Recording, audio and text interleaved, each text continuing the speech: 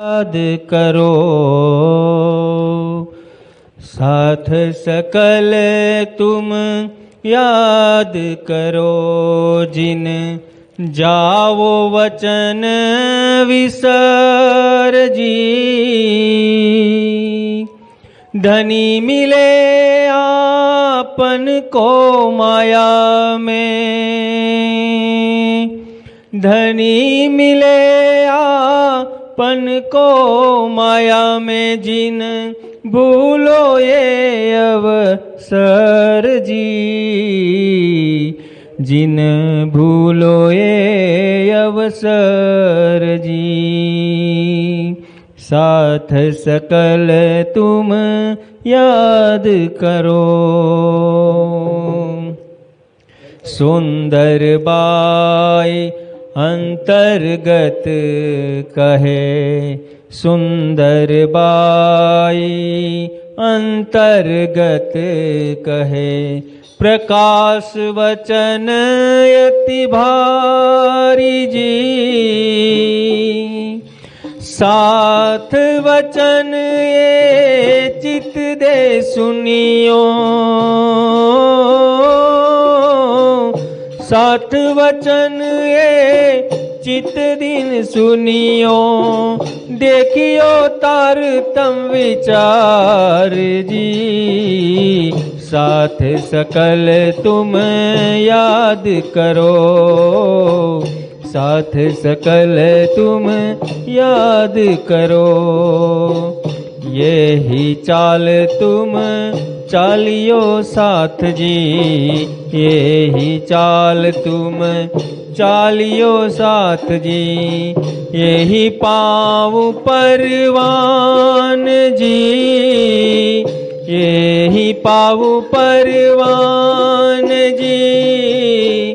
प्रगट में तुमको पहले कया, प्रगट में तुमको पहले कया, भी कहूँ निर्वाण जी। साथ सकल तुम याद करो, साथ सकल तुम याद करो। जब जल तुम रहो माया में, जब लग तुम रहो माया में, जिन खीन छोड़ो रस जी। 25 पक्ष लियो धाम के, 25 पक्ष लियो धाम के, जो होए धनी को प्रकाश जी, होए धनी को प्रकाश जी। साथ सकल तुम याद करो, साथ सकल तुम याद करो। कहे श्री इंद्रावती वचन पियू के, कहे श्री इंद्रावती वचन पियू के, जिन देखिया धाम वतन जी, जिन देखिया धाम वतन जी। अब कोटक छल करे जो माया, अब कोटक छल करे जो माया, तो भी ना छूट धनी चरण जी।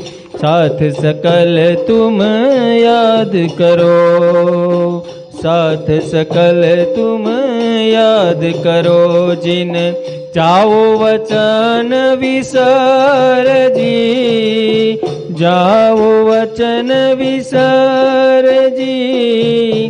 धनी मिले आपन को माया में, धनी मिले आपन को माया में, जिन भूलो ये अवसर जी।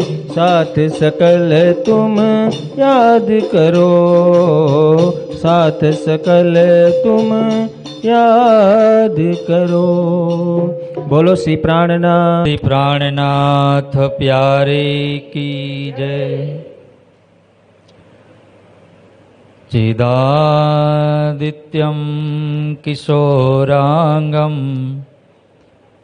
પરેધામની વિરાજિતમ સ્વરૂપમ સચ્ચિદાનંદમ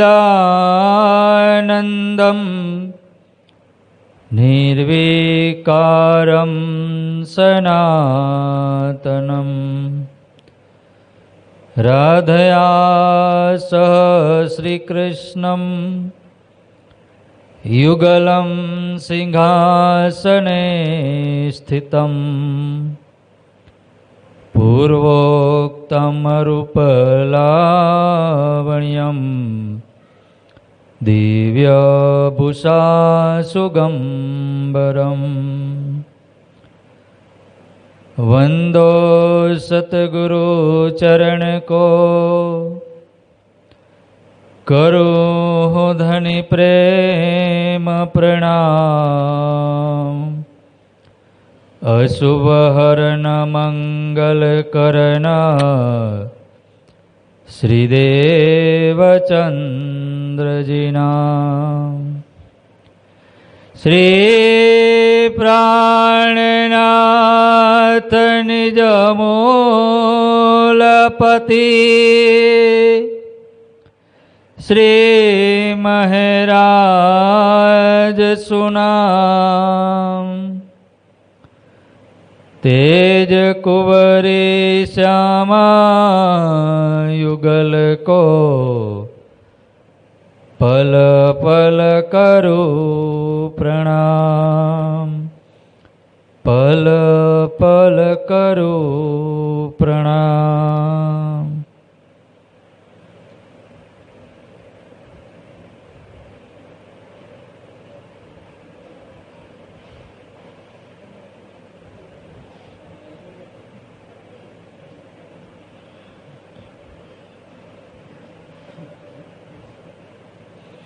પૂર્ણ બ્રહ્મ પરમાત્મા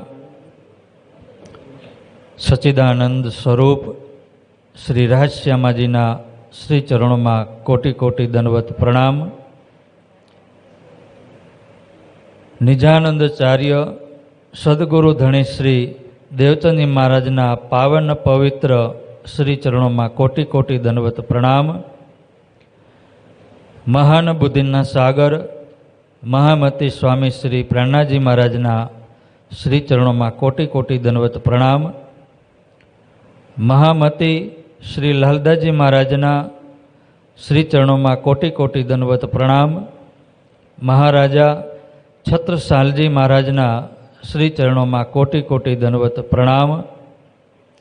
શ્રી કૃષ્ણ પ્રણામી મંદિર ગુંદાસરા, અહીંના પૂજારી દિલીપ મહારાજ, ભાઈઓ તથા બહેનો, માતાઓ, વડીલો, આપ સૌના શ્રી ચરણોમાં કોટી કોટી દંડવત પ્રણામ. ઓર ઇશારતે કઈ ધામ કી સો સુન કે ગ્રહ લહી તબ બીજ માત્ર ઇન લીલા કો सो पायो उस बखत सब सो पायो उस बखत सब.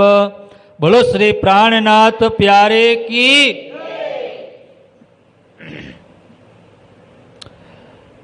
સુંદર સાહેબજી, આપણે પરમધામમાં કઈ રીતે બેઠા છીએ? હા, આપણે જે સુંદર સાહેબ વહેલા આવે ને એ આગળ જ બેસવાનું. શું કરવાનું? કારણ કે આપણે પછી પાછળ ધ્યાન ન હોય અને સુંદર સાથ આવતા હોય તો એમને કંઈક જગ્યા તો જોઈએ ને. અને જે સુંદર સાથ બાકી છે તો એમના માટે આપણે શું કરવું જોઈએ? હા, બોલો શ્રી પ્રાણનાથ પ્યારે કી, કૃષ્ણ કનૈયા લાલ કી, સતગુરુ મહારાજ की, श्री जियावर धाम के धनी की. बायजूराज महारानी की, महाराजा छत्रसाल की, महामती लालदाजी महाराज की, तीनों पुरी धाम की, बोल बोल पंजे वाले की, समस्त सुंदर साथ की। प्रणाम। સુંદર સાથજી, આજે કેટલામો દિવસ છે? 13મો જ છે ને? યાદ રાખવાનું તમારે, પૂછવાનું કામ મારે. મહામતી લાલદાજી મહારાજ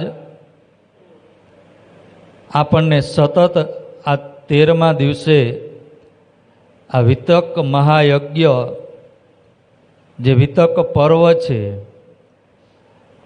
એમનો રસપાન કરાવવા માટે આપણને આપ સૌ સુંદર સાધ એ લાલદાજી મહારાજના શ્રી ચરણોમાં આપણે બધા એકત્રિત થયા છીએ. તો સુંદર સાધજી, આપણે સુરતા સ્વરૂપે બંગલાજી દરબાર, જ્યાં સાક્ષાત પરબ્રહ્મ પરમાત્મા આપણી બધાની આત્માઓની રાહ જોઈ રહ્યા છે. શું કરી રહ્યા છે? કે મારો સુંદર સાથ જાગે, પરમધામની આત્મા આ માયાના બ્રહ્માંડની અંદર, માયાની અંદર એટલો આનંદ લઈ રહી છે કે અખંડના આનંદને એ ભૂલી ગઈ. તો એ પરબ્રહ્મ પરમાત્માના શ્રી ચરણોમાં આપણે પ્રણામ કરીશું.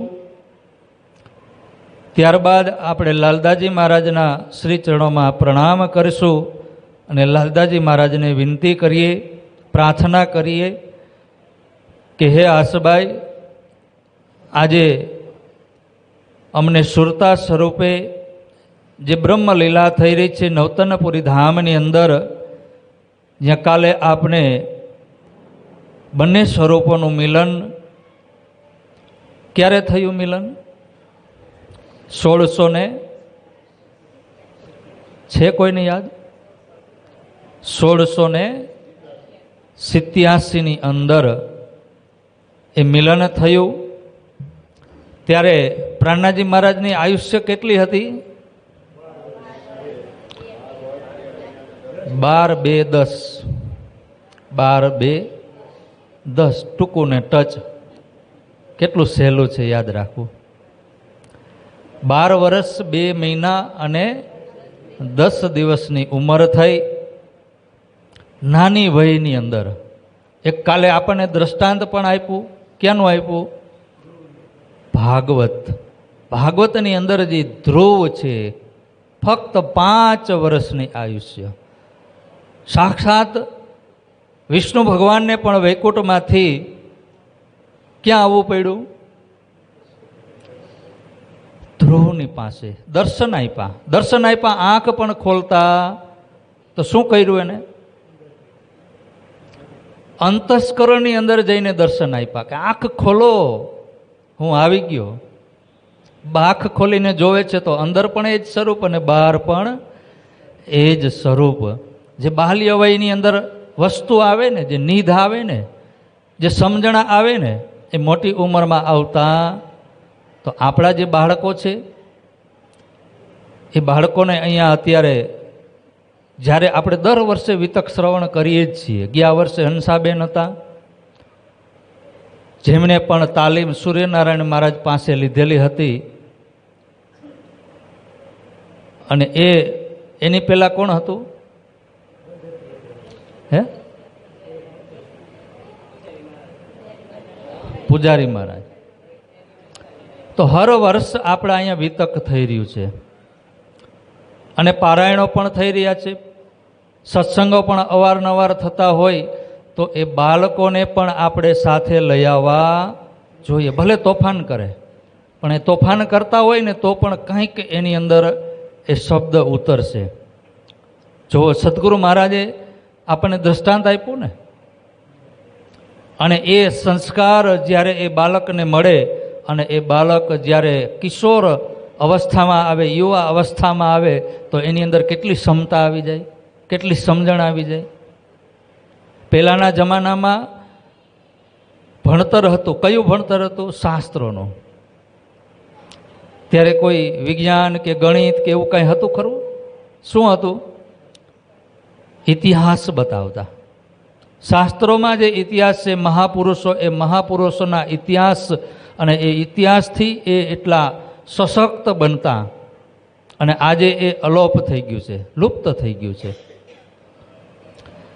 તો એ 12 વર્ષની અવસ્થાની અંદર સદગુરુ ધણીશ્રી દેવચંદજી મહારાજ જ્યાં નવતનપુરી ધામની સ્થાપના થઈ, ખીજડાના 2 વૃક્ષ જેમની અમૃત છાયા, એક કિરંતન આવે છે ને, આવડે છે કોઈને?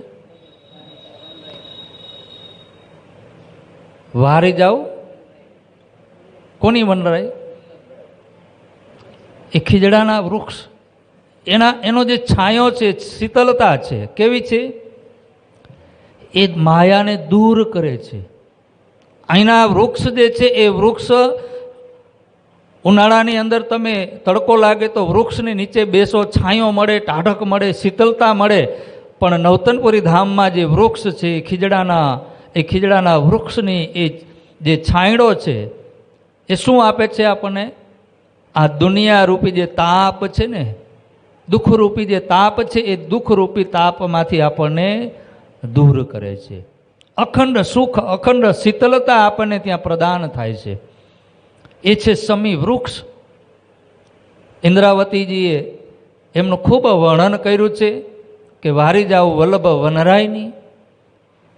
અને એ સુકોમલ એમની છાયા કઈ ટાઢક આપે છે આપણને?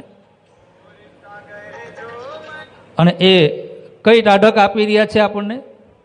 અખંડ પરમધામ.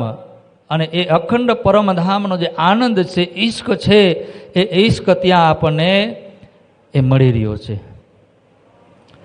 તો અહીંયા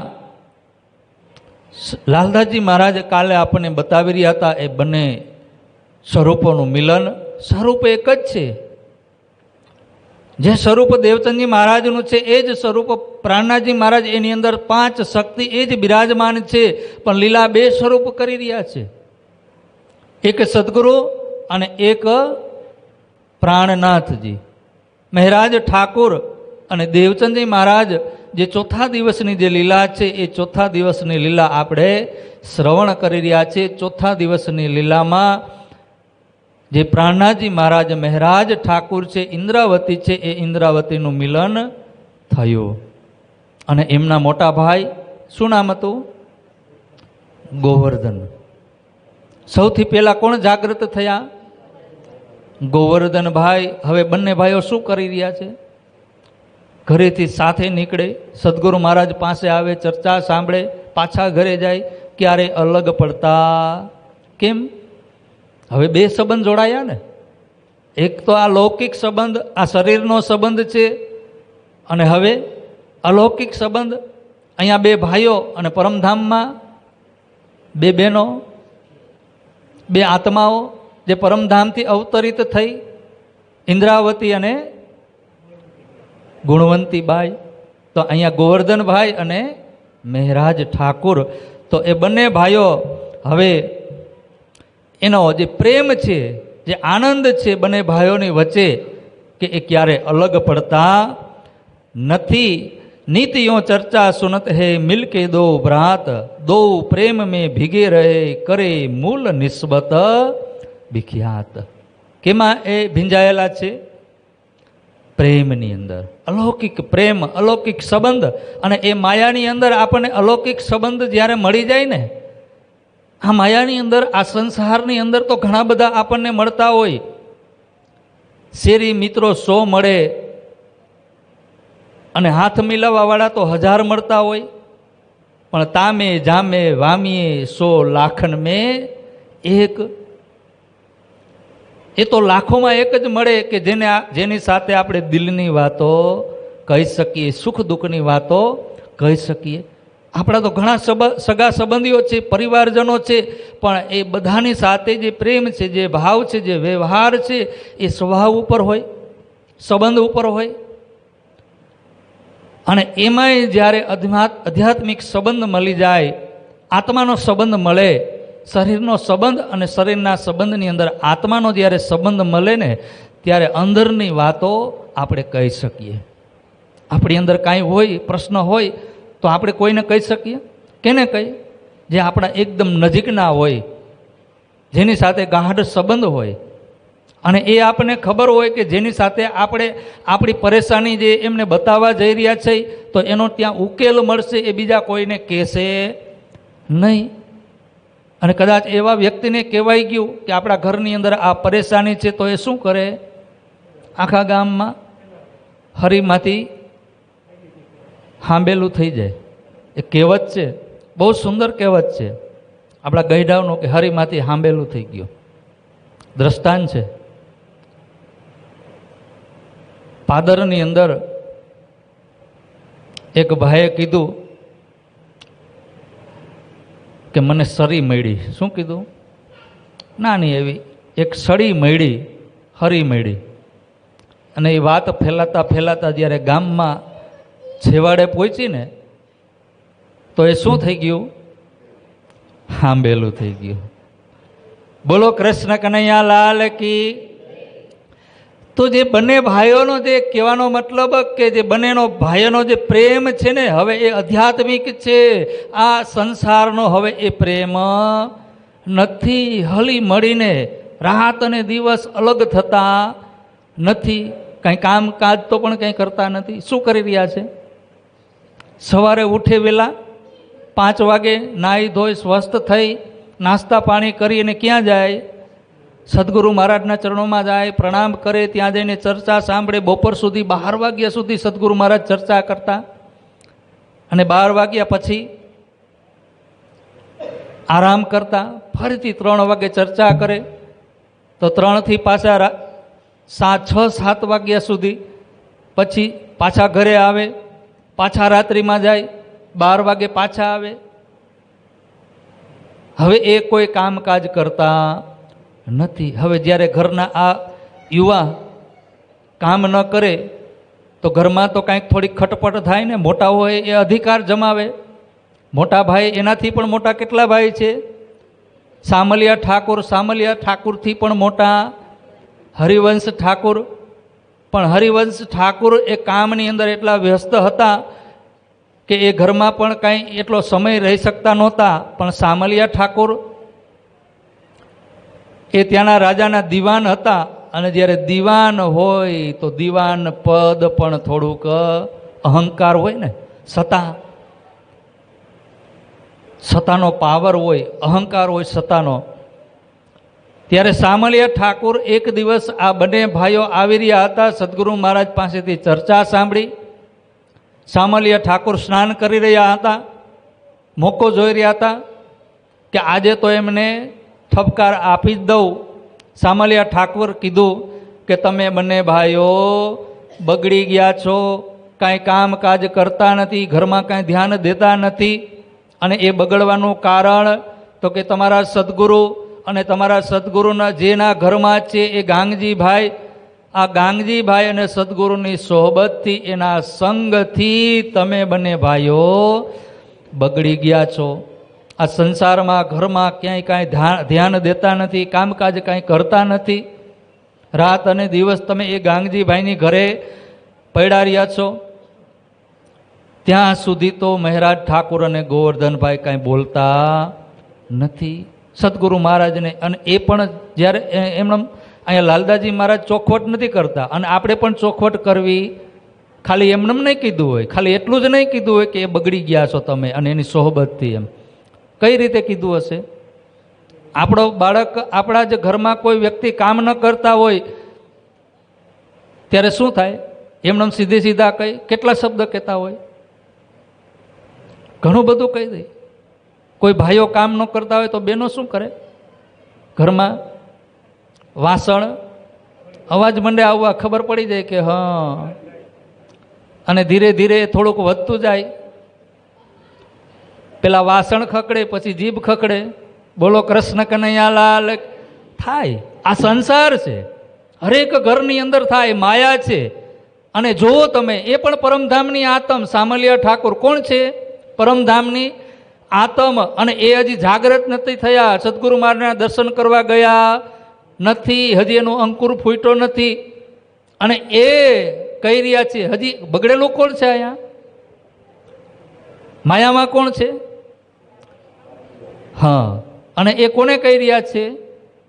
મહેરાજ ઠાકોર અને ગોવર્ધનભાઈને કહી રહ્યા છે કે તમે બંને ભાઈઓ બગડી ગયા. ઘણું બધું કીધું. અને પછી જ્યારે લાસ્ટ શબ્દ કીધા કે તમે ત્યાં સુધી સુધરશો નહીં કે જ્યાં સુધી એ ગાંગજી ભાઈ અને એમના જે તમારા જે ગુરુ છે એ ગુરુને આ જામનગરથી કાઢી મૂકો. એની પાસે સત્તા હતી, દીવાન હતા, એ બધું કરી શકે. ત્યારે મહેરાજ ઠાકોર અને ગોવર્ધનભાઈ એની પાસે જે તલવાર હતી ને એ તલવાર કાઢીને શું કર્યું? મારવા દોડ્યા. માતા હતા, માતાએ છુપાવી લીધા ઘરની અંદર, દરવાજા બંધ કરી દીધા. હવે આવું વાતાવરણ થાય તો કેટલા શબ્દો કીધા હશે સામળિયા ભાઈએ. અને એ કે મારા સદગુરુ વિશે તમે, અને એ પણ ગામની બહાર તમે કાઢવાની વાત કરી રહ્યા છો, તો અહીંયા નાતો પણ જોયો નહીં. અને તલવાર લઈ અને એ સામળિયા ઠાકોર પોતાના ભાઈને એ મારવા માટે તૈયાર થયા. ધનબાઈ એમને છુપાવી લે છે ઘરની અંદર. ડખો ચાલી રહ્યો છે. અને એ વાદ વિવાદ જ્યારે થઈ રહ્યો હતો તો પિતાશ્રી આવ્યા કેશવ ઠાકોર, એમને બધી વાત કરી. ત્યારે કેશવ ઠાકોરે વિચાર કર્યો, રસ્તો કાઢ્યો કે તમારા જે ગુરુ છે દેવચંદ્રજી, એ દેવચંદ્રજી પણ 14 વર્ષ સુધી કેની પાસે ભાગવત સાંભળી? કાનજી ભટ્ટ પાસે. તો એક કામ કરો, તમે ત્યાં જાઓ ને, જેમની પાસે એમને જ્ઞાન લીધું છે, 14 વર્ષ સુધી જ્ઞાન લઈ અને પરિપક્વ થયા છે, તો એમની પાસે જાઓ. ત્યારે મહેરાજ ઠાકોર કહી રહ્યા છે કે કાંઈ વાંધો નહીં, અમે એમની પાસે જઈશું, પણ અમારા પ્રશ્નના જવાબ આપે. પિતાજી લઈ ગયા, કાંઈ વાંધો નહીં. અને આવડા મોટા જ્ઞાની કાનજી ભટ્ટ કેટલા વર્ષોથી એ ભાગવત કરી રહ્યા છે, એની ખ્યાતિ બહુ મોટી હતી. અને સદગુરુ મહારાજ પણ એમની પાસેથી ભાગવત સાંભળ્યું. તો કેશવ ઠાકોરને તો એમ જ હતું કે સૌથી મોટા વિદ્વાન કોણ છે? કાનજી ભટ્ટ. ત્યાં લઈ ગયા. ત્યાં જઈને કીધું કે ભટ્ટજી, આ બાળકો છે મારા, એ તમને કંઈક પૂછવા માગી રહ્યા છે, પ્રશ્ન પૂછી છે. કાંઈ વાંધો નહીં, જવાબ આપો. અને બાળકો કોઈ અહીંયા આવીને આપણને પણ કોઈ પ્રશ્ન કરે ને કે તમારા ધર્મમાં શું હોય, તો આપણને હરખ થાય ને કહેવાનો કે ન થાય. કોઈ પ્રશ્ન કરે, કોઈ પ્યાસ લાગે અને પ્યાસી થાય, અને પ્યાસી જ્યારે આવે ને ત્યારે તમે જ્યારે એને જલ પીવડાવો ને ત્યારે એ સંતુષ્ટ થાય. પણ સામેથી આપવા જાઓ જેને તરસ જ નથી, જેને ભૂખ નથી, એને તમે ખાવાનું આપો, જલ આપો, તો એને શાંતિ મળે. કોને મળે? કે જેને ભૂખ છે, જેને પ્યાસ છે. તો અહીંયા ભટ્ટજી પણ રાજી થયા કે કાંઈ વાંધો નહીં, જો બાળકો આ નાના મને પ્રશ્ન કરતા હોય તો કરશે, તો કેવા કરશે? અને હું તો આખી જિંદગી વહી ગઈ મારે તો આ ભાગવત કરતાં કરતાં. કેટલી વખત ભાગવત કરી નાખ્યું એને પણ હિસાબ નથી. અને એ બાળકો પ્રશ્ન કરીને કેવા સામાન્ય પ્રશ્ન કરશે. પૂછ્યું કે બોલો શું પ્રશ્ન છે?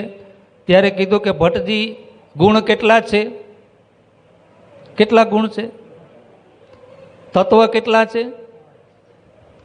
પ્રલય કેટલા છે? પ્રશ્ન કર્યો. ત્યારે ભટ્ટજીએ કીધું કે 3 ગુણથી કોઈ ચોથો ગુણ 3 જ છે, એથી વધારે 5 તત્વ છે. અને 5 તત્વથી વધારે છઠ્ઠો તત્વ 4 પ્રલય છે. અને 4 પ્રલયથી 5મો પ્રલય નથી.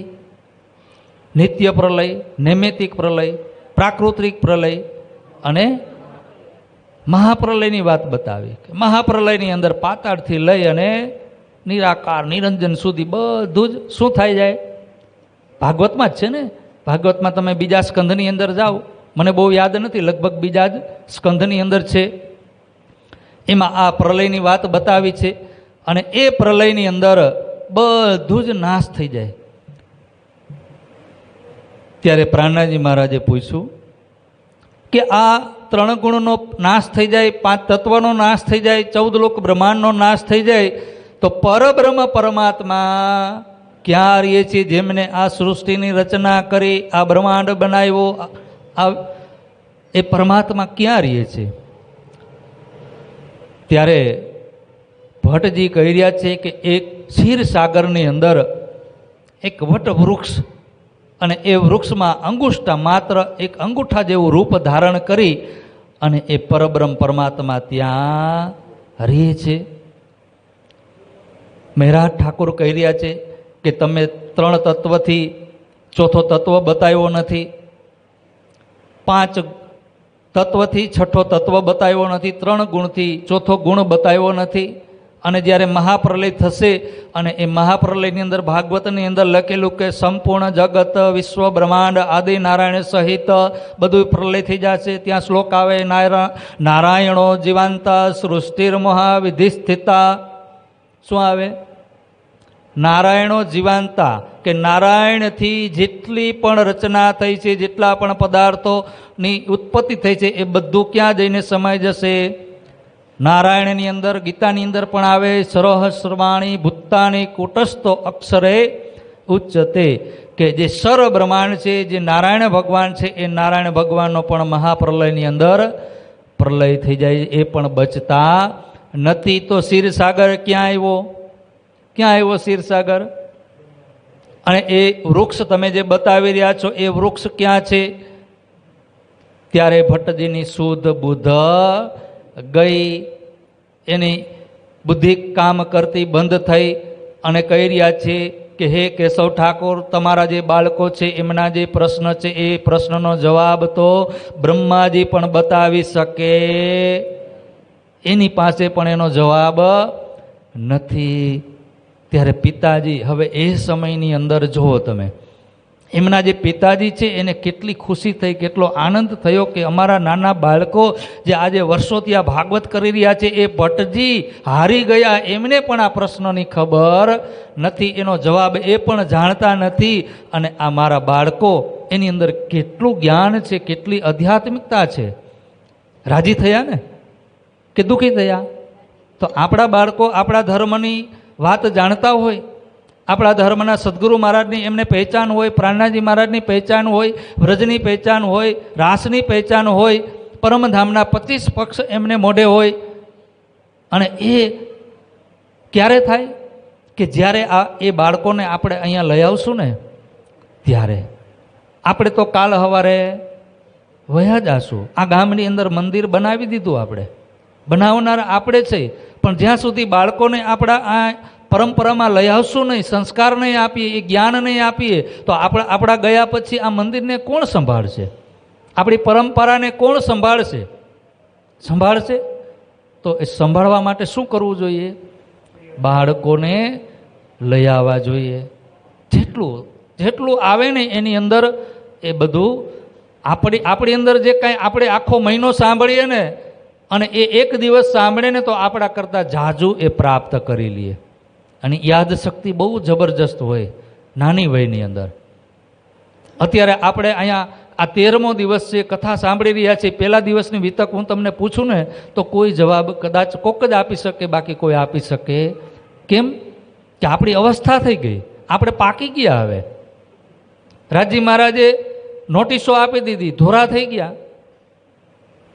નોટિસ છે ને આ બધી.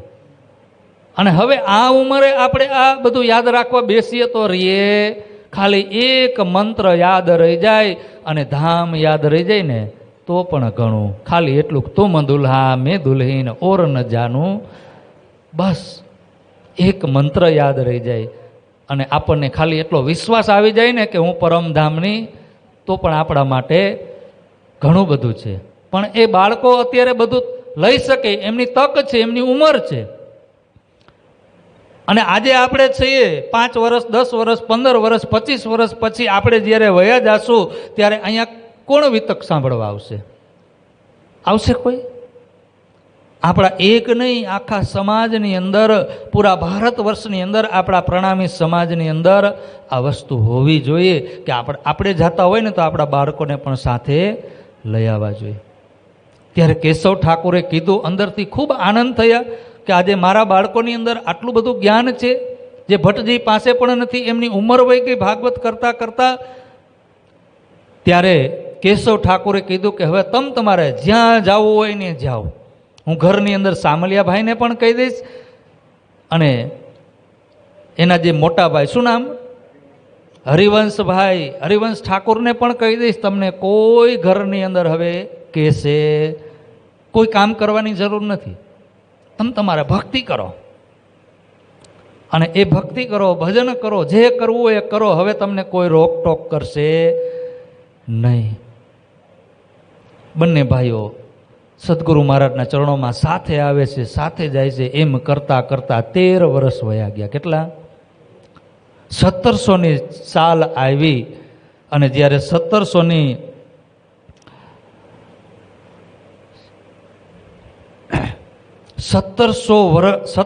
સાલ આવી, 1700ની શરૂ થઈ ત્યારે ગોવર્ધનભાઈનું મૃત્યુ થાય છે. પ્રાણ એમનો ત્યાગ થાય છે અને એમની આત્મા ક્યાં જાય છે? પરમધામમાં જાય. ક્યાં જાય? આ બહુ મહત્વનું છે. પન્ના ત્યારે હતું હુકમની અંદર. ક્યાં? પરમધામથી રાજી મહારાજનો હુકમ બધી જ બ્રહ્મસૃષ્ટિઓને લઈ કોણ આવ્યું છે? પરમધામથી કોણ લઈને આવ્યું છે? હુકમ. આ ખેલ હુકમથી થયો, અવતરણ હુકમથી થયું, લીલા પણ હુકમથી થાય છે. તો એ હુકમ જ્યારે થયો ત્યારે હુકમ લઈ અને આ બ્રહ્માંડની અંદર એ બ્રહ્મ આત્માઓને લઈને આવે છે. તો એ સદગુરુ મહારાજના વખતમાં જેટલી પણ આત્માઓ હતી, જાગૃત થઈ હતી, જેને શરીરનો ત્યાગ કર્યો છે, શરીર જેમનું છૂટી ગયું છે, એ બધી જ આત્માઓ એ સમયની અંદર સદગુરુ મહારાજની અંદર જે હુકમ છે એ હુકમમાં પ્રવેશ. કારણ કે સદગુરુ મહારાજનું જે ધામ હૃદય છે ને એ જ સાક્ષાત પરમ ધામ છે. આપણે દરરોજ બોલીએ છીએ, સોતો અબ જાહેર ભયે સબ વિધ વતન. જે પરમધામનો જે ખજાનો છે, પરમધામના જે 25 પક્ષ છે, એ પરમધામના 25 પક્ષ કોણ લઈને આવ્યું? સદગુરુ મહારાજ. તારતમ લઈને કોણ આવ્યું? સદગુરુ મહારાજ. અક્ષર બ્રહ્મની જાગૃત બુદ્ધિ કોણ લઈને આવ્યું? રાજી મહારાજનો આવેશ કોણ લઈને આવ્યું? આપણે કહીએ ને, તારતમ લઈ શ્રી રાજ પધાર્યા, થયું તે સર્વને સખીઓ કહે, અમે આવીને મળશું, મળ્યા તે મૂલ એંધાણ. અહીંયા એંધાણ મળવા લાગી ને કેટલી આત્માઓ થઈ? 313 આત્માઓ એકત્રિત થઈ. 13 વર્ષ સુધી બંને ભાઈઓ ક્યાંથી લઈ? 1687થી લઈ, જ્યારથી સદગુરુ મહારાજના ચરણોમાં દર્શન થયા છે, નિધ પ્રાપ્ત થઈ છે, આત્મા જાગૃત થઈ છે, ત્યાંથી લઈ અને 13 વર્ષ સુધી, એટલે કે 1700 સુધી બંને ભાઈઓ ભેગા રહીએ છે. ગોવર્ધનભાઈ અચાનક ધામ ગયા. મહેરાજ ઠાકુરનો દિલ તૂટ્યું. એમના દિલની અંદર વિરહ થયો કે આજે મારા ભાઈ ધામ ગયા. આ સંસારની અંદર કોઈ અહીંયા રહેવાનું નથી. આવ્યા છે એ બધાને જવાનું છે. તો શું કરવું જોઈએ? તો કે પરમધામની પ્રાપ્તિ કરવી જોઈએ. પરમધામમાં જે મૂળ સ્વરૂપ પરબ્રહ્મ પરમાત્મા જે બિરાજમાન છે, જે મારા આત્માના ધણી છે, એ ધણીના દર્શન થવા જોઈએ. એ 25 પક્ષના દર્શન થવા જોઈએ. જે સદગુરુ મહારાજ અહીંયા બેઠા બેઠા એ પરમધામના 25 પક્ષનું વર્ણન કરી રહ્યા છે. તો સદગુરુ મહારાજ બેઠા બેઠા પરમધામ જોઈ શકતા હોય તો હું કેમ જોઈ શકું નહીં? રાજજી મહારાજના સ્વરૂપને દર્શન કરી અને એ સ્વરૂપનું વર્ણન કરી રહ્યા છે કે સુંદર મજાની પાગ, સિંદુરિયા રંગની પાગ છે, સફેદ રંગનો જામો છે, નીલોનો પીલો બેચકે રંગકો પટોકા, આસમાન જણા કે પિછોરી, કેસરિયા રંગની ઈજાર. આ રાજજી મહારાજનું જે સ્વરૂપ છે કેવું છે? સુંદર, સંકુલ, સકોમલ છે. અને એ સ્વરૂપનું વર્ણન સદગુરુ મહારાજ કરી રહ્યા છે. પરમધામમાં જે કંચન વર્ણ સિંહાસન ઉપર બિરાજમાન છે, સદગુરુ મહારાજ જોઈ શકે છે તો હું કેમ જોઈ શકું? કંઈક તો હશે ને. સદગુરુ મહારાજ કહી રહ્યા છે કે તું પરમધામની નિર્મલ આત્મ છો, હું પણ એ જ ઘરથી આવી છું, હું પણ રાજી મહારાજની સામે 3 હારમાં બેઠી છું. તો સદગુરુ મહારાજ જોઈ શકે છે તો હું કેમ જોઈ ન શકું? જે ઘરની અંદર, જે ઘરમાં આપણે રહેતા હોય એ ઘરને આપણે ભૂલી ગયા છીએ, તો એ ઘરને યાદ કરવા માટે શું કરવું જોઈએ? જે પડદો છે ને એ પડદાને દૂર કરવો પડે. ઇન્દ્રાવતીની અંદર વિચાર કરી રહી છે કે આજે મારા ભાઈ, અને એ ભાઈ કેવો સાથ હતો, જ્યાં જાય ત્યાં બંને ભાઈઓ સાથે. અને એમનું જે દિલ તૂટ્યું, મહેરાજ ઠાકોરનો વિરહ થયો, અને વિરહની અંદર એને શું થયું? પરમધામના દર્શન કરવાની ઈચ્છા થઈ, પરબ્રહ્મ પરમાત્મા શ્રી કૃષ્ણજીના દર્શન કરવાની ઈચ્છા થઈ. અહીંયા આડિકા લીલાઓ થઈ રહી છે. મહેરાજ ઠાકોરને દર્શન થતા થાય છે? દર્શન થતા હોય તો ઈચ્છા થાય? 313 આત્માઓને દર્શન થાય છે, એમની સાથે લીલાઓ થાય છે, એમની સાથે આનંદ ક્રીડા કરે છે. પણ ઇન્દ્રાવતીને મહેરાજ ઠાકોરને દર્શન થતા નથી. એવી જ રીતે બિહારીજી મહારાજને પણ દર્શન થતા નથી, અને સદગુરુ મહારાજને પણ દર્શન થતા. આ લીલાની અંદર 3 પાત્ર મેન નાયકના રૂપમાં કોણ છે? સદગુરુ મહારાજ અને પ્રાણનાથજી મહારાજ. તો અહીંયા પ્રાણનાથજી મહારાજના સાથે લીલા કરનાર પ્રતિનાયકના રૂપમાં કોણ છે? બિહારીજી રતનબાઈ. હવે એ પણ પરમધામની આત્મા રતનબાઈ, એમને પણ દર્શન થતા નથી. અને કદાચ બિહારીજી મહારાજને દર્શન થતા હોય તો ઇન્દ્રાવતીની ઓળખાણ કરી લે કે ન કરી લે? કે જેમની અંદર હકી સ્વરૂપ સ્વયં પરબ્રહ્મ પરમાત્મા લીલા કરવાના છે 5મા અને 6ઠા દિવસની અંદર, તો એ વિરોધ કરે? લીલા થાય? તો જ્યાં સુધી પ્રતિનાયકની લીલા ન થાય, પ્રતિનાયક ન હોય ત્યાં સુધી લીલા થતી. અને જો લીલા ન થાય તો એમાંથી રસ નીકળે નહીં. ઇન્દ્રાવતીને ઈચ્છા થઈ, બધાને દર્શન થાય છે, મને જ કેમ નહીં? જરૂર મારી અંદર કંઈક અવગુણ હશે. અવગુણ ગોતવા લાગ્યા. આપણે પણ ગોતવા જોઈએ આપણી અંદર કયા અવગુણ છે. પહેલાં તો આ શરીર. જ્યારે પણ આપણે સેવા પૂજા કરતા હોય, પારાયણ પાઠ કરતા હોય, ત્યારે આપણું શરીર એકદમ શુદ્ધ હોવું જોઈએ. હોવું જોઈએ કે ના હોવું જોઈએ? ઘણી વખત પ્રશ્ન આવે કે આવી પરિસ્થિતિ હોય ત્યારે શું કરવું?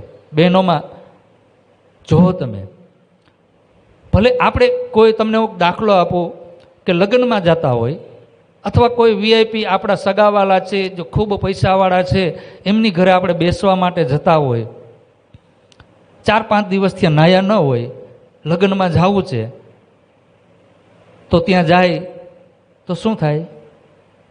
આ એક સામાન્ય દાખલો છે, પણ સમજવા માટે છો.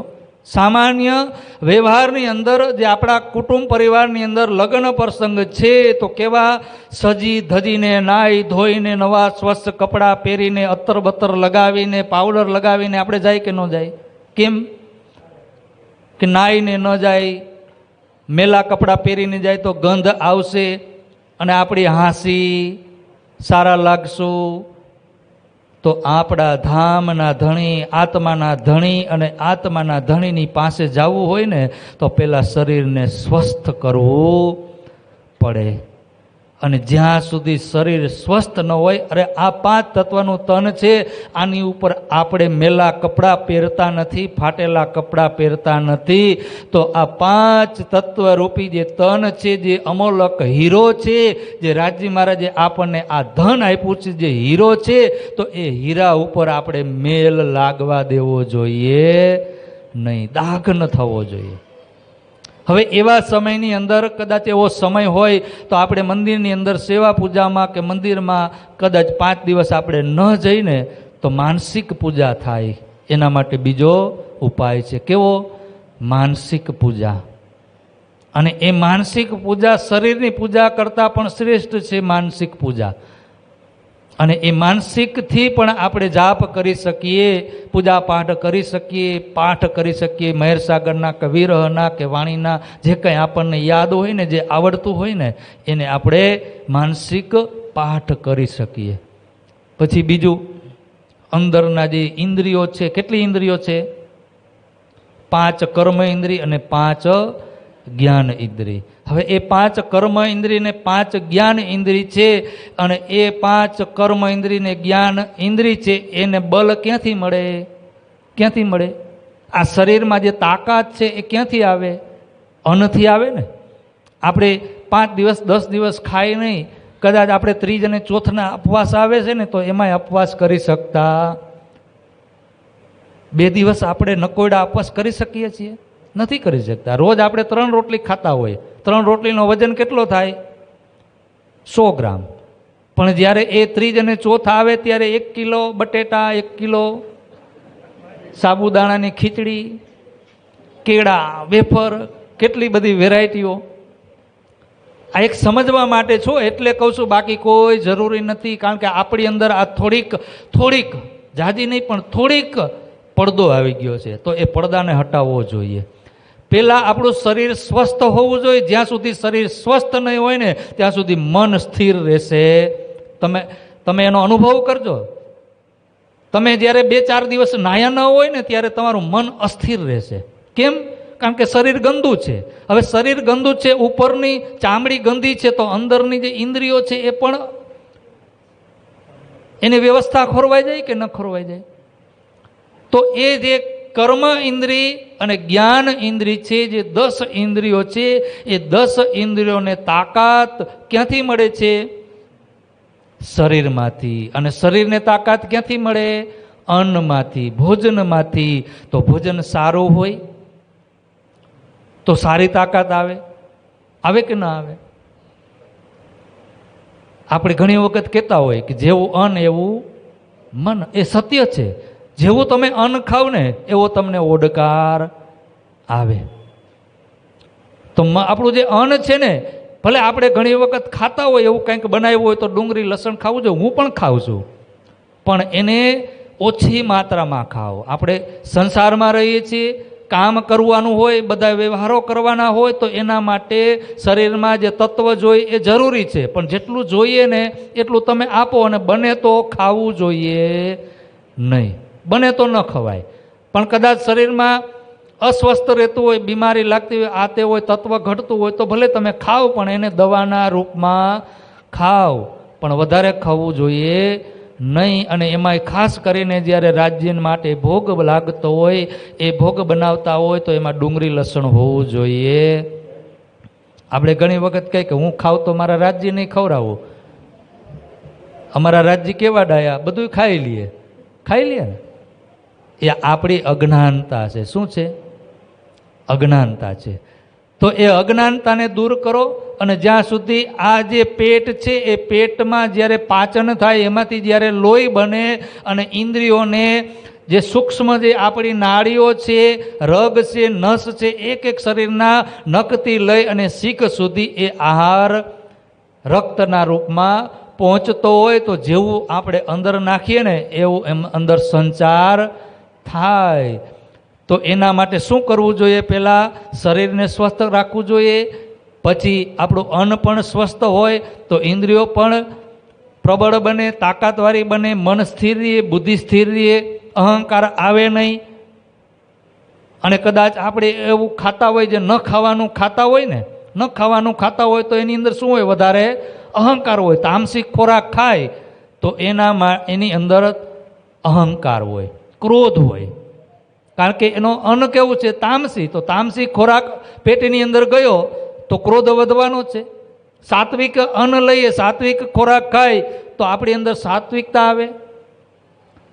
તો ભક્તિ કરવા માટે આ જરૂરી છે, બહુ જ જરૂરી છે. ભક્તિ કરવા માટે આ બધી વસ્તુ બહુ જરૂરી છે. સાધના કરવા માટે, ધ્યાન લગાવવા માટે, જ્યારે તમે ચિંતનમાં બેસો આંખ બંધ કરીને અને એ પરમધામના 25 પક્ષને ચિંતનમાં લ્યો, ત્યારે આ વસ્તુ બહુ જ જરૂરી છે. જ્યાં સુધી આમાં ફેરફાર નહીં થાય ને ત્યાં સુધી ચિત્ત લાગશે નહીં. દેવ પ્રાણનાથજી મહારાજ વિચાર કરી રહ્યા છે, મહેરાજ ઠાકોર, કે મારી અંદર આ અવગુણ છે, તો એ ધીરે ધીરે શું કરી રહ્યા છે? અવગુણને દૂર કરે છે. દેવચંદજી મહારાજ પાસે જાય છે અને કહે છે કે હે સદગુરુ, હે ધણીજી, મારી અંદર જે અવગુણ હોય એ મને બતાવો. આપણે ક્યારે કીધું આપણા ગુરુને કે મારી અંદર કુટેવો હોય એ અમને બતાવો? આપણને તો ખબર જ હોય, કારણ કે આપણી અંદર કુટેવ હોય આપણને તો ખબર જ હોય. પછી બીજાને ખબર હોય કે ન ખબર હોય એ વસ્તુ અલગ છે, પણ આપણી અંદર જે હોય આપણને તો ખબર હોય જ. તો અહીંયા ઇન્દ્રાવતી પેલા ગોતે છે કે મારી અંદર શું અવગુણ છે. જેટલા જેટલા નજરમાં આવ્યા ને એ બધા દૂર કર્યા. પછી સદગુરુ મહારાજને જઈને કીધું કે મારી અંદર અવગુણ છે એને બતાવો. ત્યારે સદગુરુ મહારાજ કીધું તું તો પરમધામની નિર્મલ આત્મ છો, ઇન્દ્રાવતી છો, તારી અંદર કોઈ અવગુણ નથી. ઇન્દ્રાવતી વિચાર કરી રહ્યા છે કે સદગુરુ મહારાજ તો મને એમણમ કહી રહ્યા છે, પણ મારી અંદર અવગુણ છે એટલે જ મને પરમધામના દર્શન થતા નથી. ઘરમાં હશે સંપત્તિ, એ પણ એક અવગુણ છે. તો ઘરની અંદર જે કાંઈ એની પાસે સંપત્તિ હતી શું કર્યું, એને સદગુરુ મહારાજના ચરણમાં આપી દીધા અને કીધું કે સદગુરુ મહારાજ મારી અંદર અવગુણ મને બતાવો. ત્યારે ફરીથી કીધું કે તારી અંદર કોઈ અવગુણ નથી. પાછા ઘરમાં ગયા તો એમના ધર્મપત્ની લગ્ન થઈ ગયા. ફૂલુબાઈ, શું ફૂલુબાઈની સાથે એમના લગ્ન થયા હતા. કેટલા વર્ષ થયા? 25 વર્ષ, 26 વર્ષ થયા.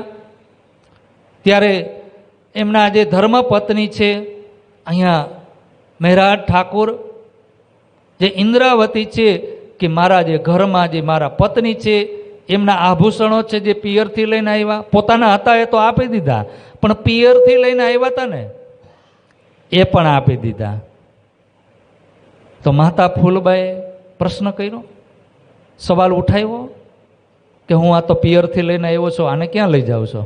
કીધું કેમ? ધર્મપત્ની છે એટલે.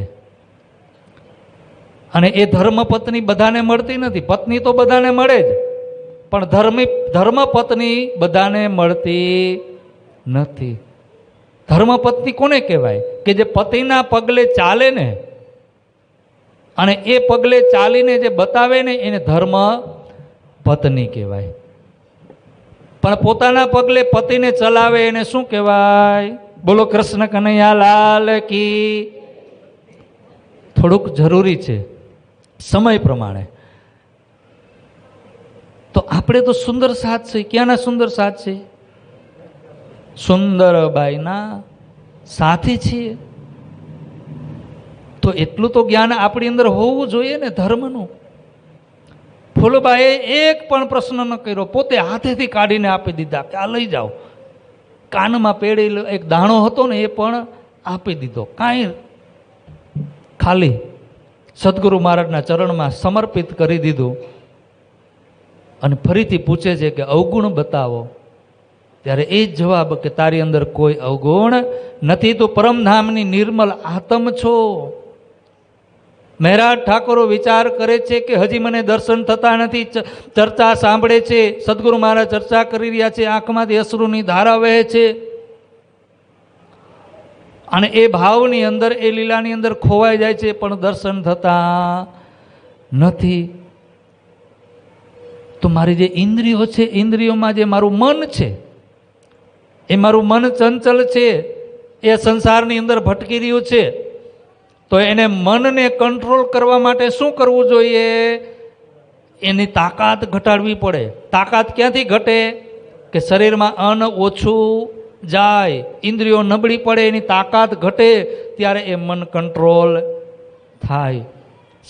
અહીંયા મહેરાજ ઠાકોર અન્નને ધીરે ધીરે ધીરે ધીરે શું કરે છે?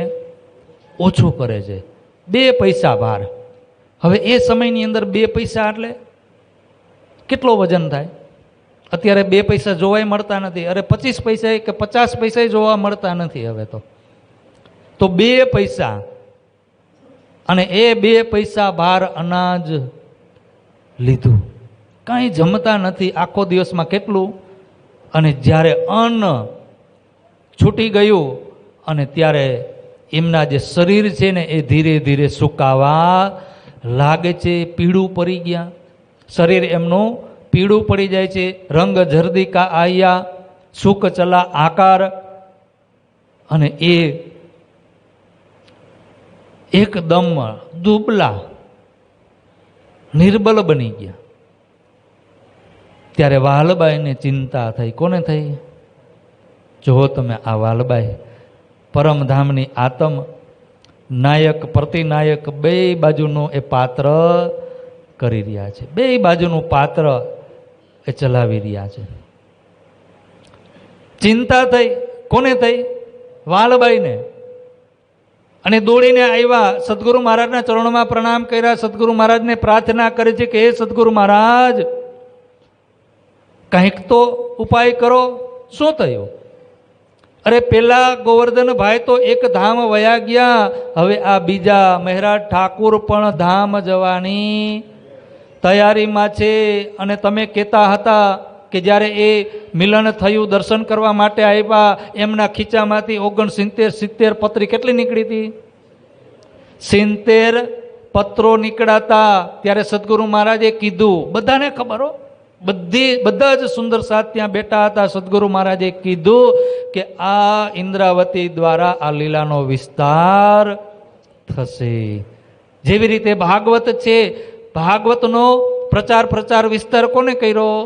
સુખદેવ મુનિએ. કોને કર્યો? એમના દીકરા સુખદેવ મુનિએ.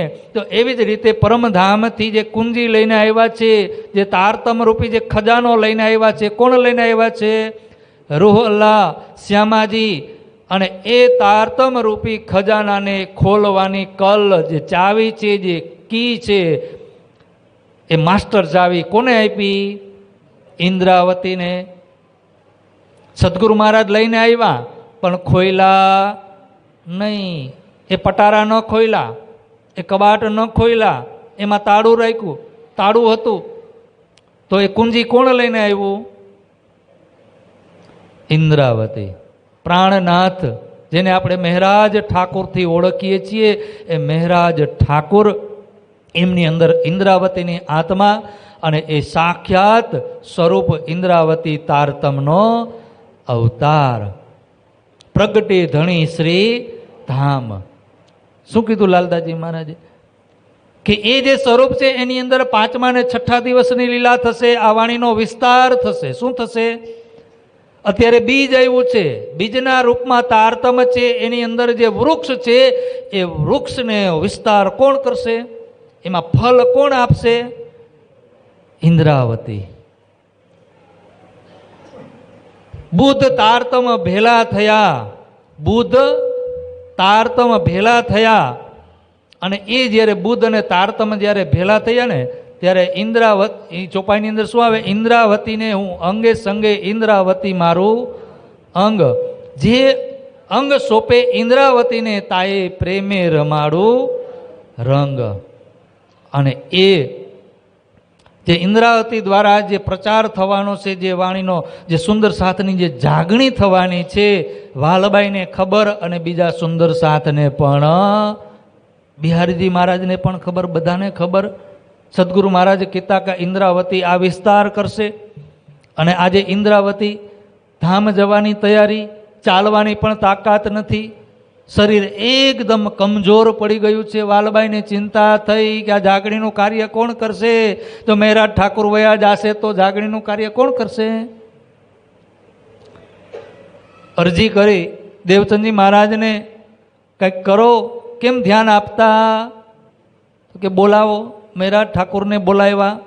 પૂછ્યું કે ભાઈ શું છે, કેમ આટલી બધી કસની કરી રહ્યા છો? તો કે તમને પરમધામ દેખાય, મને કેમ દેખાય નહીં? શું કીધું? તમે પરમધામના દર્શન કરો છો, પરમધામને જોઈને વર્ણન કરો છો, રાજ્ય અને શ્યામાજીના સ્વરૂપને જોઈને વર્ણન કરી રહ્યા છો, મને કેમ થતા નથી? હું પણ પરમધામની આત્મા જ છું ને. ત્યારે વાલબાઈ કહે છે, તમે હજી દેવચંદજી મહારાજની ઓળખાણ કરી નથી. શું કહે છે? તમે હજી દેવચંદ્રજી મહારાજની ઓળખાણ કરી નથી.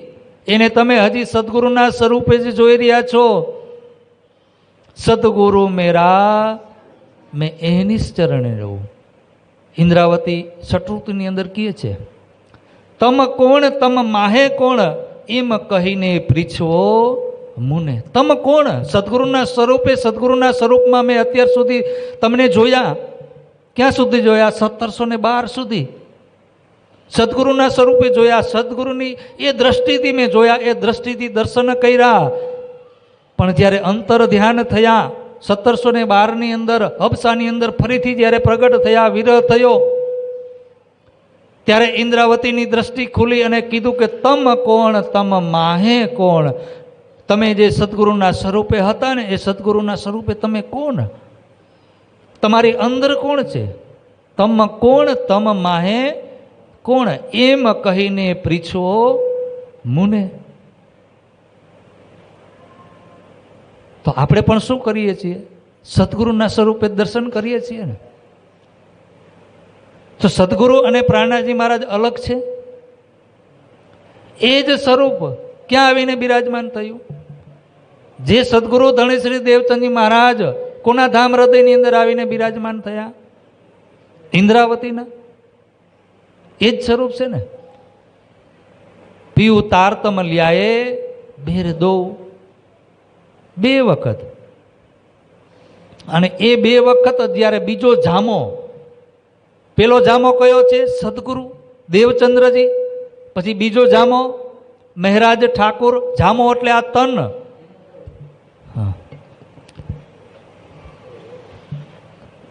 અને એ તન જે લીલા છે, તનની અંદર જે લીલા કરી રહ્યા છે, એ લીલા કરનાર જે સ્વરૂપ છે એ સ્વરૂપ 2 તન ધારણ કરશે. કેટલા? 2 તન. કયું તન? એક દેવચંદ્રજી અને એક મહેરાજ ઠાકુર. એ જ સ્વરૂપ છે. જે વ્રજની અંદર જે સ્વરૂપ હતું એ જ સ્વરૂપ રાસની અંદર આવ્યું. શ્રી કૃષ્ણજીએ વ્રજ રાસ में પૂરે બ્રહ્મ સૃષ્ટિ મન કામ, બ્રહ્મ સૃષ્ટિની ઈચ્છા વ્રજની અંદર અને રાસની અંદર કોને પૂર્ણ કરી? શ્રી કૃષ્ણજીએ. અને એ પરબ્રહ્મ પરમાત્મા સિવાય બ્રહ્મ સૃષ્ટિની ઈચ્છા બીજું કોઈ પૂરી કરી શકે? એમના મનોરથો જે છે એ બીજા કોઈ પૂરા કરી શકે? કોઈની તાકાત છે? અક્ષરબ્રહ્મ કરી શકે? વિષ્ણુ ભગવાન કરી શકે? કોણ કરનાર હતું? અને એ જ સ્વરૂપ સો સ્વરૂપ લ્યાયા ફુરમાન તબ રસુલ કહેલાયા શ્યામ. અને એ જ કૃષ્ણજી વ્રજમાંથી રાસમાં ગયા અને રાસમાંથી ક્યાં આવ્યા? રાસ ખેલ કે આયે બરારબ શ્યામ. તો મોહમ્મદ બનીને કોણ આવ્યું? મોહમ્મદ સાહેબ કોણ હતું? એ જ કૃષ્ણ હતા ને. સ્વરૂપ તો એ જ છે ને. ચોથા સ્વરૂપ ઈસા રૂહ અલ્લાહ. શું કીધું? ચોથા સ્વરૂપ ઈસા રૂહ અલ્લાહ. હવે એ બરારબની અંદર હતા એ જ ક્યાં આવ્યા? હાદી બસરી સ્વરૂપ ક્યાં આવ્યું? શ્યામાજીની 3 સુરત બસરી, મલકી અને હક્કી. તો એ જાગણીના બ્રહ્માંડની અંદર જે બસરી સ્વરૂપ છે એ ક્યાં આવ્યા? સદગુરુ બનીને. ચોથા સ્વરૂપ ઈસા રૂહ અલ્લાહ. લ્યાએ કિલી હકીકત ધામ. હવે એ કિલી લઈને આવ્યા, તારતમ લઈને આવ્યા, ખજાનો લઈને આવ્યા. પણ એ ખોઈલો કોને? કયા તનની અંદર ખોઈલો? બીજા જામાની અંદર જ્યારે 5મા અને 6ઠા દિવસની લીલા થઈ ત્યારે 5મા સ્વરૂપ નિજ બુદ્ધ કા ખોલ માયને ભયે ઇમામ. બોલો શ્રી પ્રાણનાથ પ્યારે કી. સ્વરૂપ એક જ છે પણ એ લીલા અવસ્થા, એ ભોમ, એ બધું અલગ અલગ છે. એટલે આપણને એ સ્વરૂપ અલગ લાગે છે પણ એક જ સ્વરૂપ છે. ત્યારે વાલબાઈએ કીધું કે તમે હજી સદગુરુ મહારાજની ઓળખાણ નથી કરી. જો તમને સદગુરુની ઓળખાણ થઈ ગઈ હોત, એમની તમે ઓળખાણ કરી લ્યો ને, તો તમે રાત ને દિવસ કોની પરિક્રમા કરો? દેવચંદ્રજીની. કોની કરો? કેમ કે આ શરીર રૂપી જે મંદિર છે ને, આ જે તન છે દેવચંદ્રજીનું, એ મંદિર રૂપી હૃદયની અંદર કોણ બિરાજમાન છે? સાક્ષાત પરબ્રહ્મ પરમાત્મા. શું કીધું હતું? દર્શન થયા દેવચંદજી મહારાજને, ત્યારે શું કીધું કૃષ્ણજીએ? અંદર તુમારે આકાર કે આય કે બેઠે હમ. ક્યાં આવીને બિરાજમાન થયા? આકાર. આકાર એટલે મંદિર, ઘર. જે સદગુરુ મહારાજનું જે હૃદય છે એ હૃદય રૂપી ઘરની અંદર શ્રી કૃષ્ણજી પરબ્રહ્મ પરમાત્મા આવીને બિરાજમાન થયા. વાલબાઈ કહે છે કે હજી તમે સદગુરુની ઓળખાણ નથી કરી. ત્યારે દેવચંદજી મહારાજ કહે છે કે તમારા મનની અંદર જે ઈચ્છા હોય ને એ દિલ ખોલીને કહો, શું છે ઈચ્છા? ત્યારે કીધું કે તમે દર્શન કરો છો, તમે જોઈને વર્ણન કરો છો, તો હું કેમ કરી શકતી નથી? ત્યારે સદગુરુ મહારાજે કીધું કે આ જે લીલા છે ને અત્યારે ચોથા દિવસની છે. કઈ છે? ચોથા દિવસની લીલા છે. અમારા તનની અંદર આ લીલા થઈ રહી છે. અને જો તને એટલી જલ્દી હોય, ઉતાવળ હોય એ લીલા કરવાની, એ લીલા જોવાની, એ લીલાનો વિસ્તાર કરવાનો, તો શું કીધું દેવચંદજી મહારાજે? મને ઉઠાવીને તમે ક્યાં બેસો? ગાદી ઉપર. અત્યારે એક જ સ્થાને લીલા થઈ રહી છે. ક્યાં? એક જ સ્થાને આ લીલા થઈ રહી છે. અને એ એક જ સ્થાને જ્યારે લીલા થતી હોય ત્યાં સુધી તમારી અંદર એ લીલા થવાની. એટલે જ ઇન્દ્રાવતીને દર્શન થતા નથી. એમની અંદરથી વિસ્તાર થવાનો છે. જો અત્યારે દર્શન થઈ જાય તો વિસ્તાર શરૂ થઈ જાય. પણ રાત્રિની લીલા, ચોથા દિવસની લીલા છે, એ રાત્રિની લીલા છે, ચંદ્રવંશીની લીલા છે, ચંદ્રની લીલા. ચંદ્રની અંદર પ્રકાશ પડે, કેવો પડે? પણ સૂર્યનો પ્રકાશ કેવો હોય? પૂરા બ્રહ્માંડની અંદર એમનો પ્રકાશ, બધા જીવ ચર બધા ક્રિયા કરી શકે છે, કર્મ કરી શકે છે. પણ રાત્રિમાં અંધકાર હોય. અને ચંદ્ર ક્યારે હોય? રાત્રમાં હોય. દિવસે હોય? દિવસે કોણ હોય? સૂર્ય. તો જે ચોથા દિવસની લીલા છે એ રાત્રિની લીલા છે.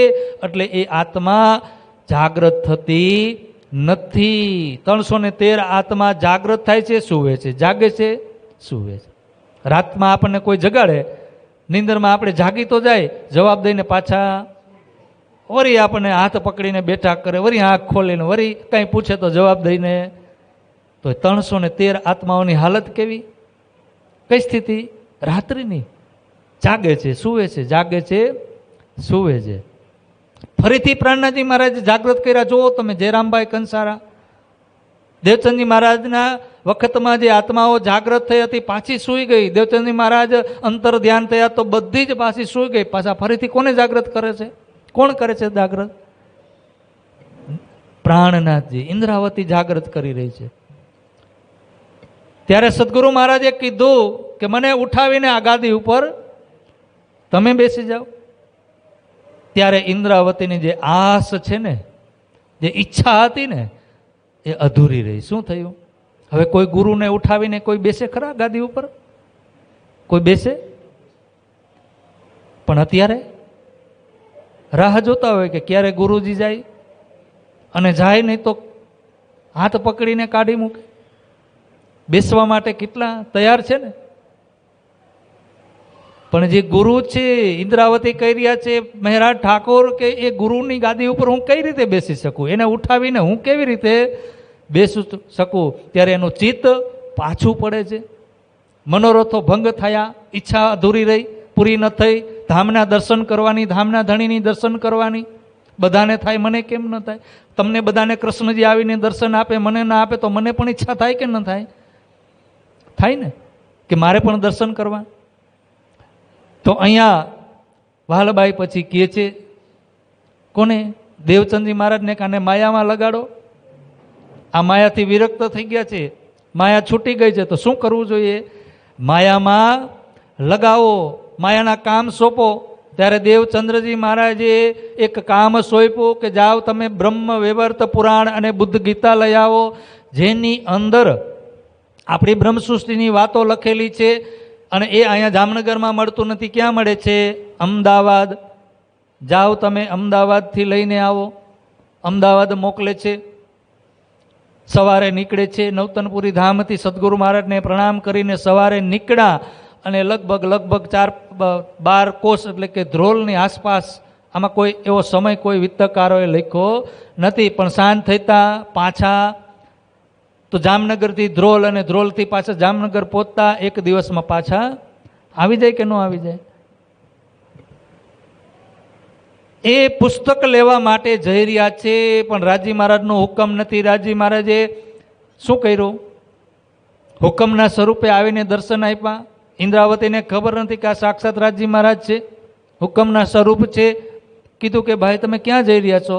તો કે મારા ગુરુજીએ આજ્ઞા કરી છે 2 પુસ્તક લેવા જાઓ. કયા? હરિવંશ પુરાણ અને બુદ્ધ ગીતા.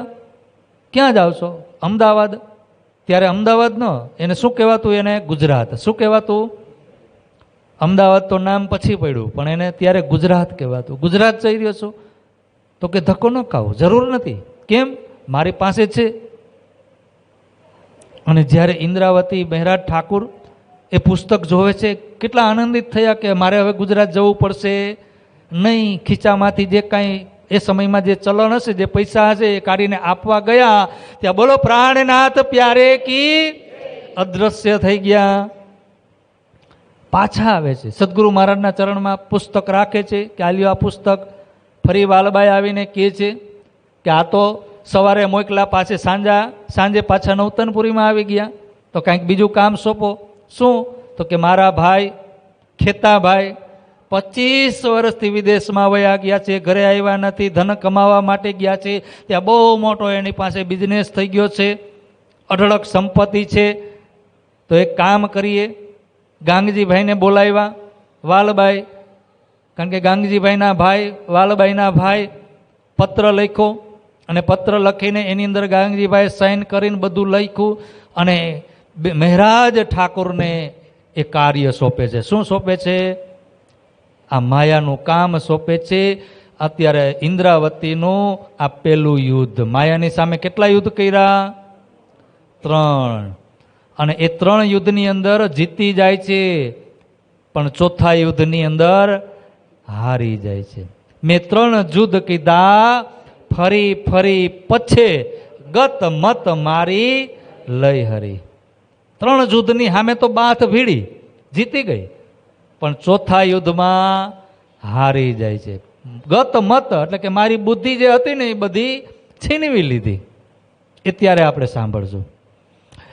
તો અહીંયા પત્ર લખી અને કાર્ય સોંપે છે કે મહારાજ તમે અરબની અંદર જાઓ, ખેતાભાઈને જાગૃત કરો, એમની પાસે ઘણું બધું ધન એકત્રિત થયું છે, આ ધર્મના કાર્યની અંદર એ કામ આવશે, એ સેવા થશે તો એમની આત્મા પણ પરમધામ પહોંચશે. સેવા છે ને, તુમ સેવા સે પાઓગે પાર. અને એ ધન લેવા માટે, ખેતાભાઈને લેવા માટે કોને મોકલે છે? મહારાજ ઠાકુરને. બરારબની અંદર માહ અને ફાગુનની વચ્ચે ત્યારે એ પવનની દિશા હતી, તો ત્યારે એ વહાણો ચાલતા હતા, વહાણમાં બેઠા. પણ હવે આપણે અહીંયા પ્રસંગને આપણે ચોપાઈથી નહીં લઈ, પણ શું કરશું? કારણ કે આપણે બહુ પાછળ છીએ, તો મંજિલ તો બહુ દૂર છે, મંજિલ સુધી તો પહોંચશું નહીં. પણ નવતનપુરી ધામની સ્થાપના થઈ તો મંગલપુરી ધામની પણ સ્થાપના કરવી જોશે કે નહીં કરવી જોઈએ? અને મંગલપુરી ધામ જે આદ જાગણી પીઠ, મંગલપુરી મહિમા બડી હે સબકા, ગુરુદ્વાર ચલે જગાવન સાત કો શ્રી પ્રાણનાથ, બ્રહ્મ નૂરપતિ નર ચકવે તીરથ તાપતી તીર, કર્યો અચલ ઘર લેને કો અમૃત યજ્ઞ કર થીર. એ ધામની પણ સ્થાપના કરશું અને ત્યાં સુધી આપણે એ લીલા લઈ અને ત્યાર પછી આપણે ક્યાં જશું? સીધા જ બાય પ્લેન પન્ના ધામની અંદર સુખપાલમાં બેસીને આપણે જાશું. તો અહીંયા 4 મહિના લાગ્યા. કેટલા? નાવની અંદર બેઠા ત્યારે કોઈ એન્જિન હતા નહીં, તો ઓલો કાપડ બાંધતા પવનની દિશાથી, જે દિશા હોય, કારણ કે શિયાળામાં કઈ દિશાનો પવન હોય? આથમણો.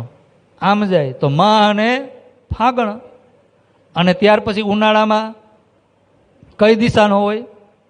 ચોમાસામાં બધી દિશાઓ અલગ અલગ પવન હોય, તો એ પ્રમાણે એ નાવ, હોડિયા, જહાજ જે હતા ને એ બધા હાલતા, કારણ કે કપડા બાંધતા, એના પવનથી એ નાવ ચાલતી. 4 મહિના લાગ્યા. ખેતાભાઈ પાસે આવે છે.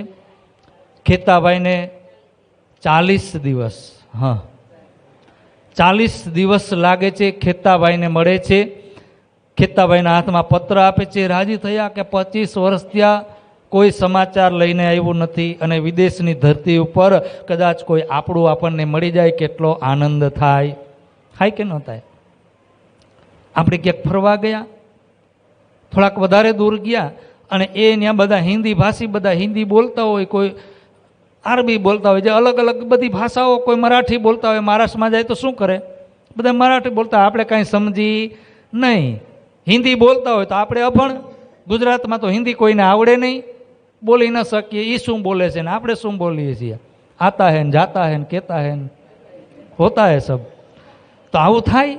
અને એમાંય કદાચ કોઈ ત્યાં આપણો ગુજરાતનો રહેવા ગયો હોય, કોઈ દુકાન લગાવીને બેઠો હોય, કોઈ રેસ્ટોરન્ટ લગાવીને બેઠો હોય, અને 8 દિવસ ત્યાં ફરતા ફરતા ક્યાંય ખાવાનું મળ્યું નથી, દાળ ભાત સિવાય કાંઈ મળતું નથી, એમાંય ગુજરાતી રેસ્ટોરન્ટ મળી ગયું, ગુજરાતી આપણો ભાઈ, કેટલો આનંદ થાય, ગુજરાતનું ખાવા મળ્યું, ગુજરાતી ભાઈ, એની સાથે કેટલી વાતો કરીએ કે ન કરીએ. અને એ 25 વર્ષથી વયો ગયો હોય, ત્યાં દુકાન લગાવીને બેઠો હોય, જમાવટ કરી હોય, અને ગુજરાતમાંથી કોઈ આવે તો એને કેટલો આરખ થાય, આનંદ થાય કે મારો ગુજરાતી ભાઈ મને મળ્યો, થાય ને. ખેતાભાઈ આનંદમાં આવી ગયા કે 25 વર્ષ ઘર છોડીને આવ્યો, હજી સુધી ક્યારે વતનમાં ગયા અને કોઈ પાછળ પણ આવ્યું નથી, કોઈ સમાચાર નહીં, કાંઈ નહીં. સમાચાર લઈને કોણ આવ્યું? મહેરાજ ઠાકોર પત્ર દીધો, ગાંગજીભાઈ જે પત્ર લખ્યો હતો, બધી જ વાત સમાચાર મળ્યા. ત્યારે પ્રાણનાથજી મહારાજ એમને તારતમના વચન કહે છે અને સદગુરુ મહારાજની વાત બતાવે છે, લીલાની વાત બતાવે છે કે આવો તમારા ગાંગજીભાઈ કેટલી સેવા કરી રહ્યા છે, ત્યાં લીલાઓ અવતરિત થઈ રહી છે, અખંડ વ્રજ લીલા થઈ રહી છે, અખંડ રાસ પરમધામના 25 પક્ષ. પણ એ અંકુરી આત્મા હતા નહીં, છાંટો લાગતો નથી. પાકે ગળે છાંટો ના લાગે, ચીકણે ગળે શું કહેવાય? પાકે ગળે કાંઠો ન ચડે અને ચીકડે ગળે છાંટો ન લાગે. ઘડો ચીકણો હોય ને તો એની ઉપર તમે પાણી રેડો તો એ બૂંદ થઈને હેઠે પડી જાય, પણ અંદર એ સોચાય નહીં, અંદર ન ઉતરે. તો એવી રીતે જે ખેતાભાઈ છે, ખેતાભાઈની અંકુરી આત્મા હતી નહીં. અને ખેતાભાઈ બધી ચર્ચા સાંભળે છે કોની? મહેરાજ ઠાકોર તારતમના વચન કહે છે, બધી વાતો કરી રહ્યા છે. ત્યારે ખેતાભાઈ કહે છે કે મહેરાજ ઠાકોર બધી વાત સાચી, પણ તમે એક મારી વાત સાંભળી લ્યો. શું કહે છે? મેં જે કાંઈ ધન એકત્રિત કર્યું છે ને એ બધું કેવું છે? અનીતિનું છે, લૂંટેલું છે, દગો કરીને કમાયેલું છે. એટલે આ અનીતિનું જે ધન છે એ ધર્મના કામમાં આવશે નહીં. પણ મહેરાજ ઠાકોર કે સદગુરુ મહારાજનો હુકમ, તો એમણે પાછું જવાય નહીં. ખેતાભાઈ કહી રહ્યા છે કે એક કામ કરો, કારણ કે મહેરાજ ઠાકોર પણ દિવાનના દીકરા, ભણેલા ગણેલા, બધો હિસાબ કિતાબ પણ આવડે.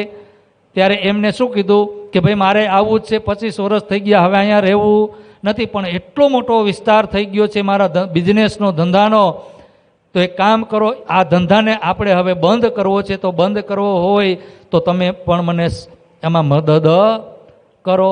અને એ ધંધાને હંકેલતા હંકેલતા 4 વર્ષ વયા ગયા. કેટલા? વિચાર કરો કેવડો મોટો ધંધો કરીને બેઠા હશે. 4 વર્ષ વયા ગયા. ઉઘરાણી કરવાની, માલ દીધો હોય એ બધો ખાલી કરવાનો, જે ગોડાઉનમાં પડ્યો હોય એ બધું ખાલી કરવાનું. 4 વર્ષ વયા ગયા, પણ હજી એ ધંધો સંકેલાતો નથી. અને 4 વર્ષ થયા તો ખેતાભાઈ, બોલો પ્રાણનાથ પ્યારે કી, ખેતાભાઈનું અકાલે મૃત્યુ થયું, એમનું ધામ ગમન થઈ ગયું. અને જ્યારે જેવું જ એમનું ધામ ગમન થયું તો એમનો જે હાકીમ હતો ન્યાનો, એને ખબર કે આ 25 વર્ષથી અહીંયા એકલા છે, એની પાછળ કોઈ હજી સુધી આવ્યું પણ નથી, એનો કોઈ વારસદાર નથી. તો એને નજર કેવી કરી? બુરી નજર કરી, એની નીતિ ખરાબ થઈ. તો શું કર્યું? ગોડાઉનમાં જે કાંઈ વખાર હતી, માલ મિલકત હતી, એમાં બધે તાળા લગાવી દીધા, સીલ લગાવી દીધા. અને મહેરાજ ઠાકોર 12 ગામ ગયા હતા ઉઘરાણી કરવા માટે, હિસાબ કિતાબ કરવા માટે. પાછળથી આ બધું બની ગયું. તો હાકીમે ત્યાં સીલ લગાવી દીધું, કબજો જમાવી દીધો. અને જેવો જ હાકીમને ખબર પડી કે મહેરાજ ઠાકોર અહીંયા આવ્યા છે, તો એમને મારવા માટે, કારણ કે એક જ હતા ને, બીજું કોઈ હતું ત્યાં? કોઈ એનો પક્ષ લેવા વાળો હતો? મહેરાજ ઠાકોર એક જ. તો એને વિચાર કર્યો કે મહેરાજ ઠાકોરને હવે આપણે મારી નાખી તો આ માલ મિલકત કોની થઈ જાય? આપણી થઈ જાય. આ વિદેશી છે, હિન્દુસ્તાનથી આવેલા છે, ભારતથી આવેલા છે, અરબમાં. અહીંયા એને કોઈ લેવા આવશે? બુરી નજર કરી, મારવા માટે તૈયાર થયા. રાજજી મહારાજ ઇલ્હામ કરે છે કે ભાગો અહીંયાથી. રાત્રિના સમયમાં ભાગ્યા, અંધારામાં ઘર છોડીને જંગલોની અંદર, પહાડોની અંદર ભટકી રહ્યા છે. મહારાજ ઠાકોર એટલા દુઃખી થઈ રહ્યા, એટલા દુઃખી થયા, આખી રાત પરેશાની. અને સવારે ઉઠીને ફરિયાદ કરવા લાગ્યા, પણ ફરિયાદ કોઈ સાંભળતું નથી. બધી મિલી ભગત ત્યાંનો જે એનો મુખી હતો એમની પાસે ફરિયાદ કરી, કોઈ સાંભળતું નથી. એટલા દુઃખી થયા અને જંગલની અંદર જઈ એક પથ્થર હતો, એ પથ્થર ઉપર જઈને બેઠા. નિરાશ થઈ ગયા એકદમ, બિલકુલ, કે હવે શું કરવું? કોઈ ફરિયાદ પણ સાંભળતું નથી. માલ મિલકતમાં સીલ લાગી ગઈ છે, સદગુરુ મહારાજનો હુકમ છે, તો આ મારે કઈ રીતે આ બધું કરવું? તો ત્યાં રાજજી મહારાજ એક આરબીના રૂપમાં આવી હુકમના સ્વરૂપ ત્યાં દર્શન આપે છે. બોલો પ્રાણનાથ પ્યારે કી. જેવી રીતે સદગુરુ મહારાજને રણમાં સિપાહીના વેશમાં દર્શન આપ્યા, એવી જ રીતે અહીંયા મહારાજ ઠાકોરને કોણ દર્શન આપે છે? હુકમના સ્વરૂપ. અને એમને કહે છે કે ભાઈ તમે નિરાશ ન થાવ, હું તમને એક હુક્કો લખી દઉં, અને એ હુક્કાની અંદર હું તમને જેમ કહું ને એમ તમે જઈને સુલતાનને કહેજો. કઈ રીતે કહેજો? કે જ્યારે શુક્રવારના દિવસે મસ્જિદમાં નમાઝ પઢવા માટે આવે ત્યારે તમે ત્યાં ઊભા રહેજો અને એનો જામો પકડજો. શું કરજો? એને પકડી લેજો. એનું એને જે પહેરેલા જે વસ્ત્ર છે ને એ છેડાને તમે પકડી લેજો અને પકડીને કહેજો, આ રૂકાને તમે એને હાથમાં આપજો અને એને કહેજો કે જ્યારે ખુદા તાલા ઇમામ મહેંદી જ્યારે અહીંયા આવશે ને બધાનો ન્યાય કરશે, અને જ્યારે ન્યાય કરશે ત્યારે હું પણ ત્યાં આવીશ, અને હું આ જે મારી સાથે અન્યાય થયો છે ને એનો હું બદલો લઈશ, મારો હિસાબ માગીશ. સુલતાન આવ્યા, મહેરાજ ઠાકોર ઊભા છે, નમાઝ પઢવા માટે આવે છે. અને એ જ્યારે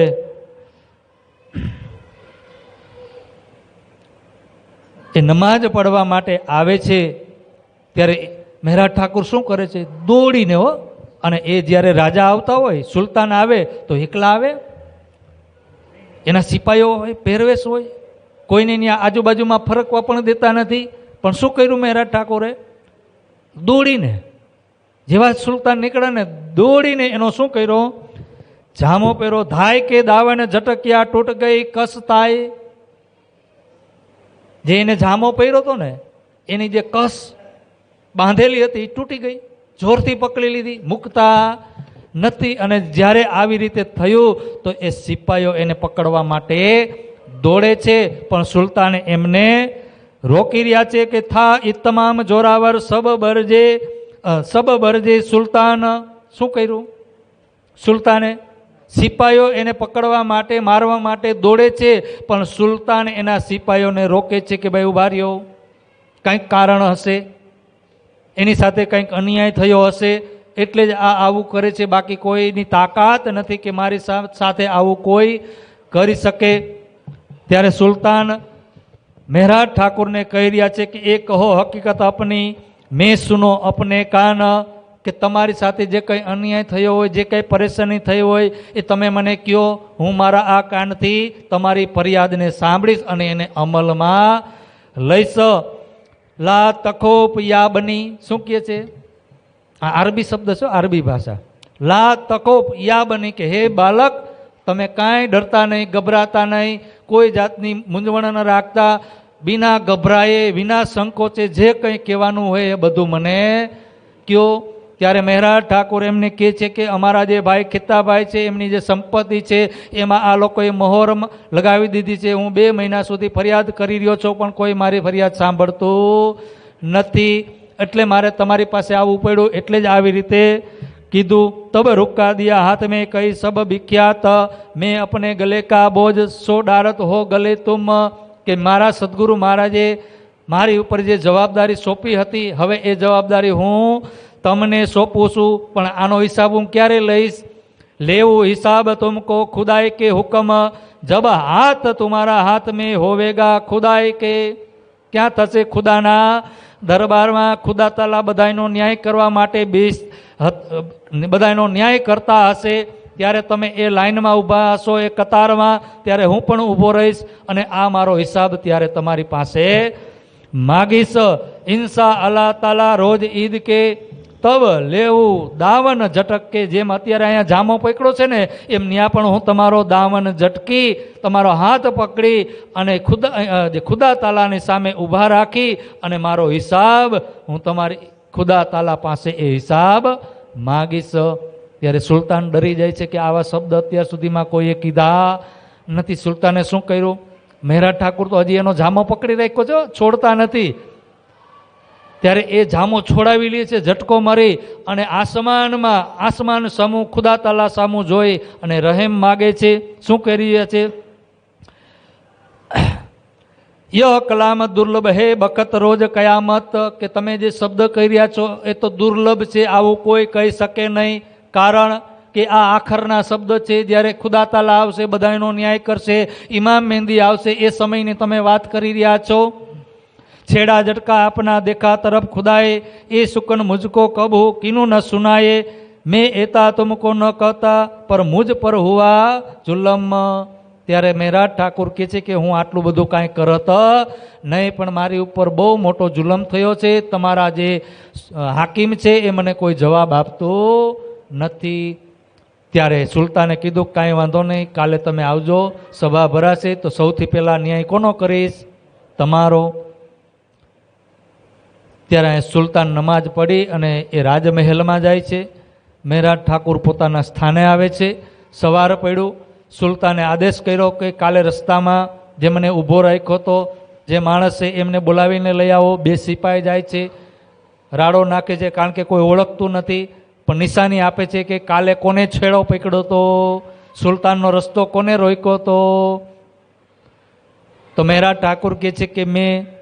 તો એમને એ બંને જણા ક્યાં લઈને આવે છે? સુલતાન પાસે.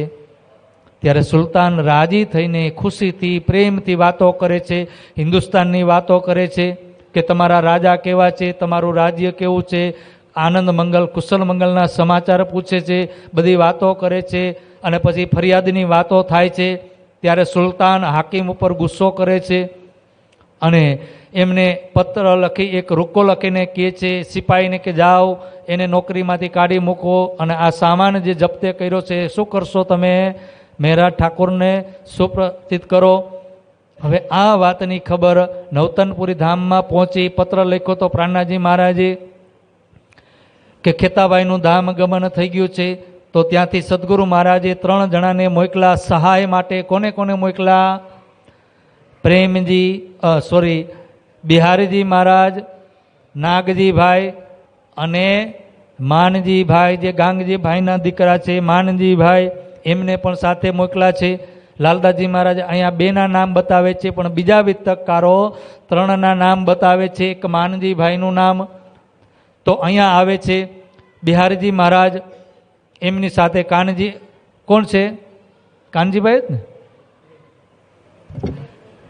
હા, પ્રેમજીને કાનજીભાઈ અને માનજીભાઈ ક્યાં આવે છે? બરારબની અંદર.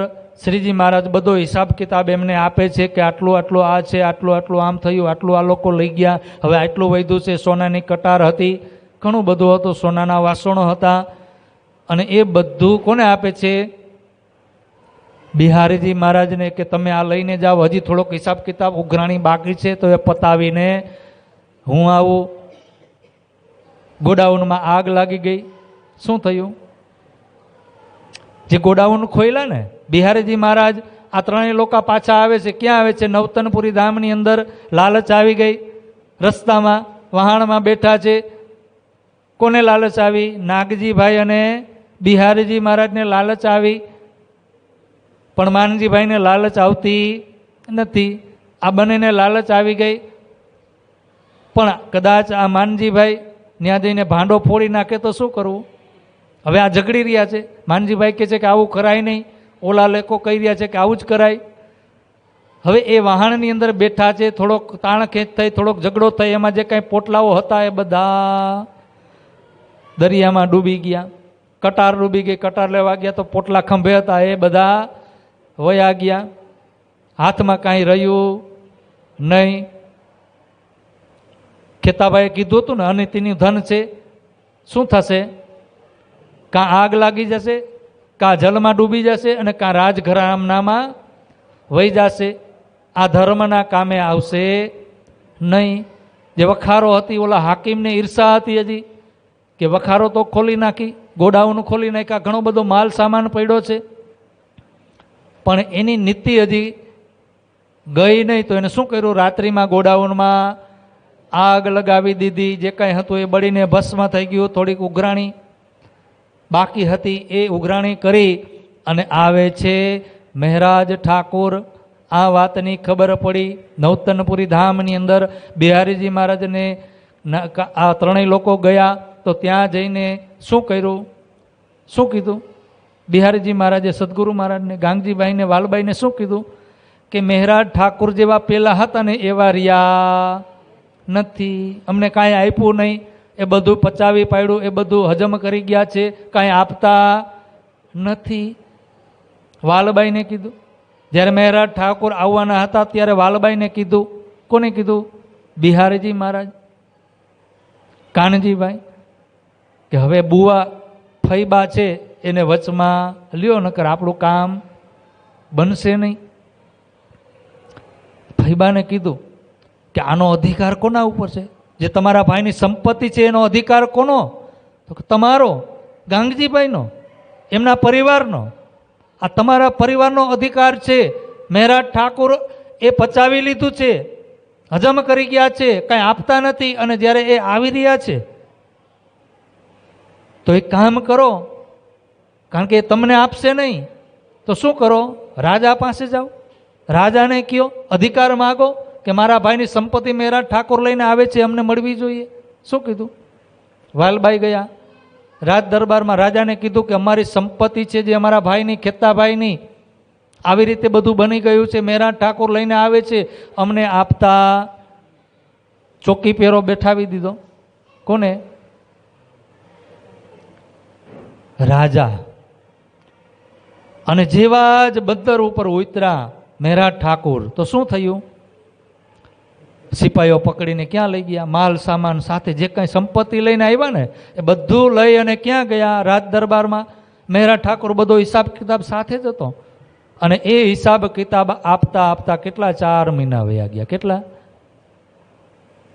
વાલબાઈને ખબર પડી, બિહારીજી મહારાજને ખબર પડી કે નિર્દોષ સાબિત થયા, આવી રહ્યા છે. ક્યાં આવશે? આવશે તો ક્યાં આવશે? સદગુરુ મહારાજ પાસે પ્રણામ કરશે. ત્યારે વાલબાઈને ઊભા કર્યા. હવે આજ વાલબાઈ જોવો તમે, પાત્ર કેવું સુંદર. અને આ પાત્ર નિભાવવું એને કોઈ સહેલું નથી. ક્યારેક નાયક, ક્યારેક પ્રતિનાયક, બંને તરફનું પાત્ર. હમણાં ચિંતા હતી કે તમે આનું કાંઈક કરો, આ જાગણી કોર કરશે, જવાની તૈયારીમાં છે. અને અત્યારે ક્યાં મૂક્યા? જેલમાં. ક્યાં? નજર ક્યાં મૂક્યા? રાજા દરબારમાં ગયા ને. માલ સામાન જે કાંઈ હતું એ બધું કોને લઈ લીધું? રાજાએ લઈ લીધું. ન તો ગાંગજીભાઈને આપ્યું કે ન વાલબાઈને આપ્યું. કોણ લઈ ગયું? જે ખેતાભાઈએ કીધું એ જ રીતે થયું ને. ત્યારે વાલબાઈ ત્રણેય જણા ભેગા થયા. કોણ? વાલબાઈ, બિહારીજી અને નાગજીભાઈ ભેગા થયા. કંઈક કરો.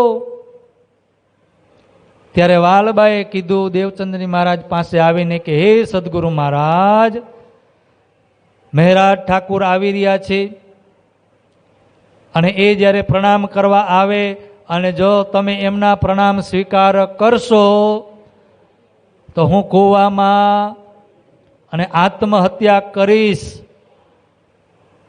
આ પરમધામની વાલબાઈ સાક્ષાત સ્વરૂપ परब्रह्म परमात्मा सदगुरु महाराज तन की जाने मन की जाने जाने चित्त की उस साहेब से क्या छिपा जिनके हाथ में बेवस થઈ ગયા.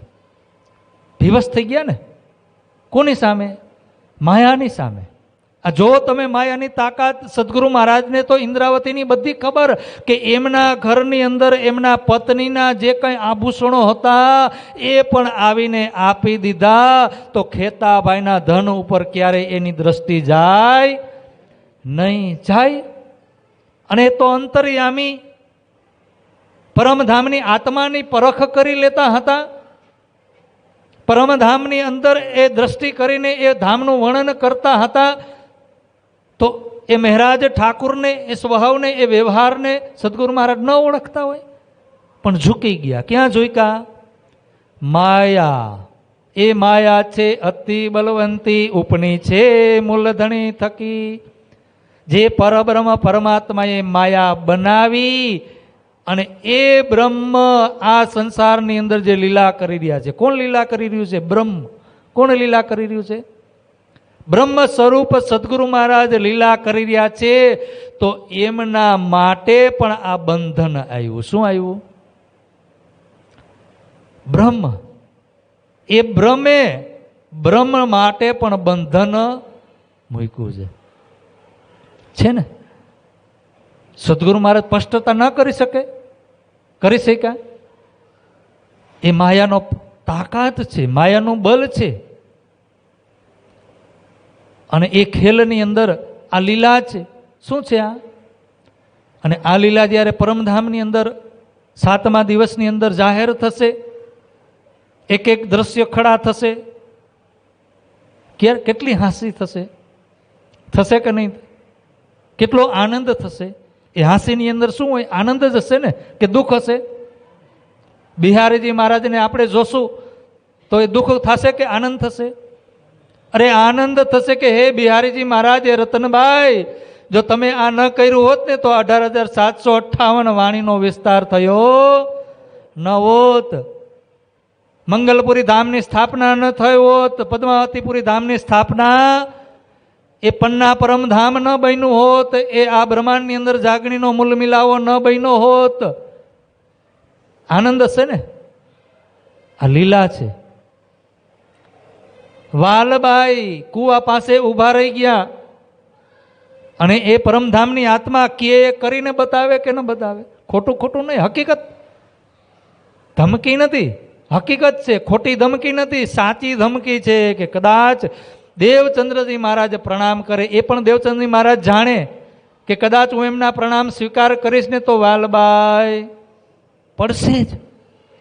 ઝૂકી ગયા. પણ આ વિયોગ લીલા છે. કઈ લીલા છે? વિયોગ લીલા. 9 વર્ષની 5 વર્ષ બરારબની અંદર અને 4 વર્ષ, 2 વર્ષ નવતનપુરી અને 2 વર્ષ ધ્રોલ. આ ટોટલ 9 વર્ષની વિયોગ લીલા છે. અને એ વિયોગની અંદર જ્યારે પ્રેમ અને પ્રેમની જ્યારે પરાકાષ્ઠા થાય ને, જેમ 52 દિવસની વ્રજની અંદર વિયોગ લીલા થઈ અને એ વિયોગની અંદર આ બાજુ ગોપીઓ તડપે છે, આ બાજુ કૃષ્ણ તડપે છે. કૃષ્ણને એમ થાય ક્યારે મને ગોપી બોલાવે, ગોપીઓને એમ થાય કે ક્યારે કૃષ્ણ બોલાવે ને ક્યારે ભેટ થાય, ક્યારે આનંદ મંગલ થાય. પણ 52 દિવસ સુધીના જે અબોલા છે, એ અબોલાની અંદર જે પ્રેમ છે એ તપીને શું બની ગયું? કંચન બન્યું. શું બન્યું? તો ઇન્દ્રાવતીની હૃદયની અંદર જે વિરહ છે, એક તો સદગુરુ મહારાજના 5 વર્ષથી દર્શન નથી થયા, બરારબની અંદર હતા અને એની ઉપર એટલો આરોપ આવ્યો, નિર્દોષ સાબિત થયા. આ બીજું માયાનું યુદ્ધ, પેલું માયાનું યુદ્ધ છે અને એ યુદ્ધમાં જીતી ગયા. અને આજે એ આનંદથી કે આજે 4 વર્ષ બાદ કોના દર્શન થશે? સદગુરુ મહારાજના. સદગુરુ મહારાજના દર્શન કરવા માટે આવે છે. વાલબાઈ કુવા પાસે ઊભા છે અને દેવચંદ્રજી મહારાજ મુખ ફેરવી જાય છે, પ્રણામ કરે છે. પ્રણામનો સ્વીકાર થતો નથી. ઇન્દ્રાવતીનો હૃદયની અંદર કેટલી આઘાત, કેટલું દુઃખ. એ દુઃખની જે વેદના છે, 1 ઘડી થઈ, 2 ઘડી થઈ, 3 ઘડી થઈ, રાહ જોવે છે, પણ સદગુરુ મહારાજ પ્રણામનો સ્વીકાર કરતા, એમની સાથે વાત કરતા નથી. પછી પ્રાણનાથજી મહારાજ ક્યાં આવે છે? પોતાની ઘરે.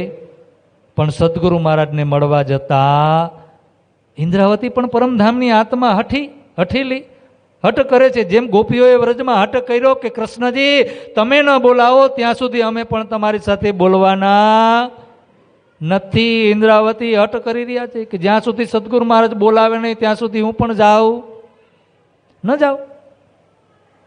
તડપી રહી છે. અને એ તલપની અંદર, વિરહની અંદર ઇન્દ્રાવતી 2 વર્ષ પોતાના ઘરે રહે છે, રાજ દરબારમાં જાય છે, દીવાન પદુ કરે છે, રાજકાર્ય કરે છે, પણ સદગુરુ મહારાજના દર્શન કરવા માટે જતા કેમ કે જ્યાં સુધી સદગુરુ મહારાજ સામેથી ન બોલાવે ને ત્યાં સુધી હું પણ જવાની. સદગુરુ મહારાજ પણ બોલાવતા નથી અને ઇન્દ્રાવતી પણ જતી. જોવો માયાનો પ્રવાહ, આ માયાની તાકાત. પરમધામની અંદર આપણે ગલમલિયા ડાલીને બેઠા છે ને વાયદો કર્યો કે તું ભૂલી તો હું જાગ્રત કરું, હું જાગતી હશ તો તને આડાહવડો કોલ કર્યો ને, એકબીજાને કોલ કર્યો, કોલ કરીને આપણે આવ્યા છે. અને આજે અત્યારે આ માયા મળવા દેતી નથી. એક જ પુરીની અંદર, એક જ ગામની અંદર, અને એ જ નવતનપુરીના દ્વાર આગળથી ઇન્દ્રાવતી મહેરાજ ઠાકોર નીકળે છે. પણ એ ધામની અંદર એ ધામના ધણીના દર્શન કરવા જતા કોણ કરવા નથી દેતું? આ માયા. આ માયા, આ માયાની તાકાત છે. આત્મા પરમાત્માને મળવા દેતી નથી માયા. 2 વર્ષ થયા ત્યારે સામળિયા ઠાકુરના જે ધર્મપત્ની છે એનાથી રહેવાનું નહીં. શું કીધું? મેણું માર્યું કે એક દિવસ તમારા ભાઈને તમે મારવા દોડ્યા હતા. એ જ સદગુરુ છે, એ જ ગાંધીભાઈ છે. કેમ જતા નથી? અને આજે તમે તમારા ભાઈના ઘરમાં કોના ઘરમાં છે? કોની સાથે રહે છે? પોતાના ભાઈ સામળિયા ઠાકોરની સાથે જ રહે છે ને. મીણું માર્યું. અને એક તો અંદરથી વિરહનું દુઃખ, ઈશ્ક છે, પરિપક્વ પરિતાપ થયો. અને એક બાજુ જ્યારે માયાનું દુઃખ લાગે ને, મીણા લાગે ને, ત્યારે રેવાતું શું કર્યું? જામનગર છોડીને કલ્લાજી પાસે ગયા, ધરોલ ગયા. ત્યાં જઈને નોકરી લીધી, દીવાન પદ પણ સંભાળ્યું. કેટલા? 2 વર્ષ ત્યાં રહ્યા. અને એ 2 વર્ષની અંદર એમાં 8 મહિના અમદાવાદ રહ્યા રાજના કાર્ય માટે. એ ધ્રોલના જે રાજા છે એના કામકાજ માટે. કારણ કે એ કેવા રાજા હતા? ખંડિયા રાજા. ખંડિયા રાજા હોય ને એને કર ભરવો પડે, અને એ કર ચૂકવી શક્યા નહોતા. તો અમદાવાદના જે રાજા છે ત્યાં એમને બોલાવ્યા હતા. તો એ ત્યાં 8 મહિના રહ્યા અને એ જે કાંઈ સુલટાવાનું હતું એ બધું સુલટાવી અને ફરીથી ક્યાં આવે છે? પણ ઇન્દ્રાવતીથી રહેવાતું નથી. વિચાર કરે છે કે હવે આ મેં માયાના કામ મારાથી થશે નહીં. કલાજીને આવીને કીધું કે મારે અહીંયા હવે રહેવું, મારે તો સદગુરુ મહારાજની સેવા કરવી છે. હવે ભલે એ ન બોલાવે તો કાંઈ નહીં, હું સામેથી જાવ. આ બાજુ સુંદરબાઈ, સદગુરુ મહારાજ ધામ જવાની તૈયારી, એ પણ રહી શકતા નથી. અને સુંદર સાતને કહે છે, કોને? વાલબાઈને, કે હે વાલબાઈ, તમે મહેરાજ ઠાકુરને બોલાવીને લઈ આવો, ઇન્દ્રાવતીને બોલાવીને લઈ આવો. હવે મારે ધામ જવાનો સમય થયો. વાલબાઈ આવે છે ધ્રોલ મહેરાજ ઠાકુર પાસે, પણ વાલબાઈ કાંઈ વાત કરતા કેમ? વાત કરે. મહેરાજ ઠાકુર આવે તો આ ગાદી કોને મળે? ખબર? જાગણી કોણ કરવાનું છે? બધાને ખબર. મહેરાજ ઠાકોર. ગાદી કોને મળવાની છે? કોને મળવી જોઈએ? બિહારીજી મહારાજને. તો વાલબાઈ કંઈ કહેતા નથી અને કહે છે કે સદગુરુ મહારાજ થોડાક બીમાર થયા, ઔષધિ જોઈ છે. ઔષધિ લઈ જાય છે પાછા. સદગુરુ મહારાજ બિહારીજી મહારાજને મોકલે છે કે તમે જાઓ, બોલાવીને લઈ આવો. બિહારીજી મહારાજ આવે છે અને કહી રહ્યા છે કે બાપ કો કછું પેટમાં દુખત હે. શું કહે છે? બાપ કો કછું દુખત હે. દુખાવો થઈ ગયો છે પેટમાં, અંબર કસ્તુરી જોઈએ. મહેરાજ ઠાકોરે અંબર કસ્તુરી લઈને આપી અને કીધું કે હું પણ આવી રહ્યો છું, પણ થોડુંક કાર્ય બાકી છે. કલાજીને કીધું કે મારે આ નોકરી કરવી નથી. ત્યારે કલાજીએ કીધું કે તમારા જેવો યોગ્ય વ્યક્તિ તમે જ ગોતી તમારા સ્થાન ઉપર નિમણૂક કરી અને તમે જઈ શકો છો, પણ એવો વ્યક્તિ મળતો નથી. કારભાર વ્યવહાર છે, એ થોડુંક પતાવીને હું પણ આવું છું. બીજી વખત મોકલા બિહારીજી મહારાજને. એક વખત વાલબાઈ આવ્યા, એક વખત બીજી વખત બિહારીજી મહારાજ આવ્યા. ફરી ત્રીજી વખત કોને મોકલા? પાછા બિહારીજી મહારાજને કે જાઓ તમે એમને બોલાવીને લઈ આવો. અને ફરીથી જ્યારે ત્રીજી વખત મોકલે છે બિહારીજી મહારાજને અને કહી રહ્યા છે કે એ ઇન્દ્રાવતીની આત્મા પરમધામની અંદર રડી રહી છે. ધામ દરવાજે ઊભી ઊભી ઇન્દ્રાવતીની આત્મા રડી રહી છે અને મારે આ લીલા પૂર્ણ કરવાની છે, એ ધામની અંદર પ્રવેશ કરવાનું છે, પણ ઇન્દ્રાવતી રડી રહી છે તો હું એને રડતા મૂકીને જઈ શકું? અને એ ઇન્દ્રાવતી મારા ગુણ ગણી રહી હતી. કઈ રીતે? કે મોહ મોહ કોડ મંથન મેં બાતે કરો 300 જાન હુન કોડ ધડ ધડ ધડ કોડ મંથન મંથા મંથા કોડ મોહ મોહ મોહ કોડ જીભન હેતરા ભીંડી તોહિંજા તાંજે ગુણ ન ગિનન ભાલ તોહિંજી હિકડી તોકી ન પૂજન. સિંધી ભાષા છે. કઈ છે? સિંધી ભાષાની અંદર આપણને આ એક શરીર છે. આ જીવને કેટલા શરીર મળે? એક. અને એ જીવને કદાચ કરોડો શરીર મળી જાય. કેટલા? એક સાથે કરોડો શરીર મળી જાય. અને એક એક શરીરની અંદર આ જે માથા છે ને, એક એક શરીરની અંદર કરોડો કરોડો માથા થઈ જાય. કરોડો કરોડો માથાની અંદર કરોડો કરોડો મુખ થઈ જાય. અને એ કરોડો કરોડો મુખની અંદર કરોડો કરોડો જીભા થઈ જાય. અને એ જીભથી, એ મુખારવિંદથી હું એ સદગુરુ મહારાજના ગુણ ગણું તો પણ એક ગુણને હું ગણી શકું. એટલે કે હે રતનભાઈ બિહારીજી મહારાજ, તમે ઇન્દ્રાવતીને બોલાવીને લઈ આવો. ત્યારે ફરીથી વાલબાઈથી રહેવાતું નથી. જોવો વાલબાઈ, પેલી વખત કોણ આવ્યું હતું? કીધું? ન કીધું. પછી વાલબાઈથી રહેવાતું નથી કે સદગુરુ મહારાજ વાર વારે યાદ કરે છે એને ધામમાં જવું છે, ઇન્દ્રાવતીની આત્મા રડી રહી છે, કહી રહ્યા છે. વાલબાઈથી રહેવાતું નથી. શું કર્યું? દોડીને આવ્યા. ક્યાં આવ્યા? ધ્રોલ.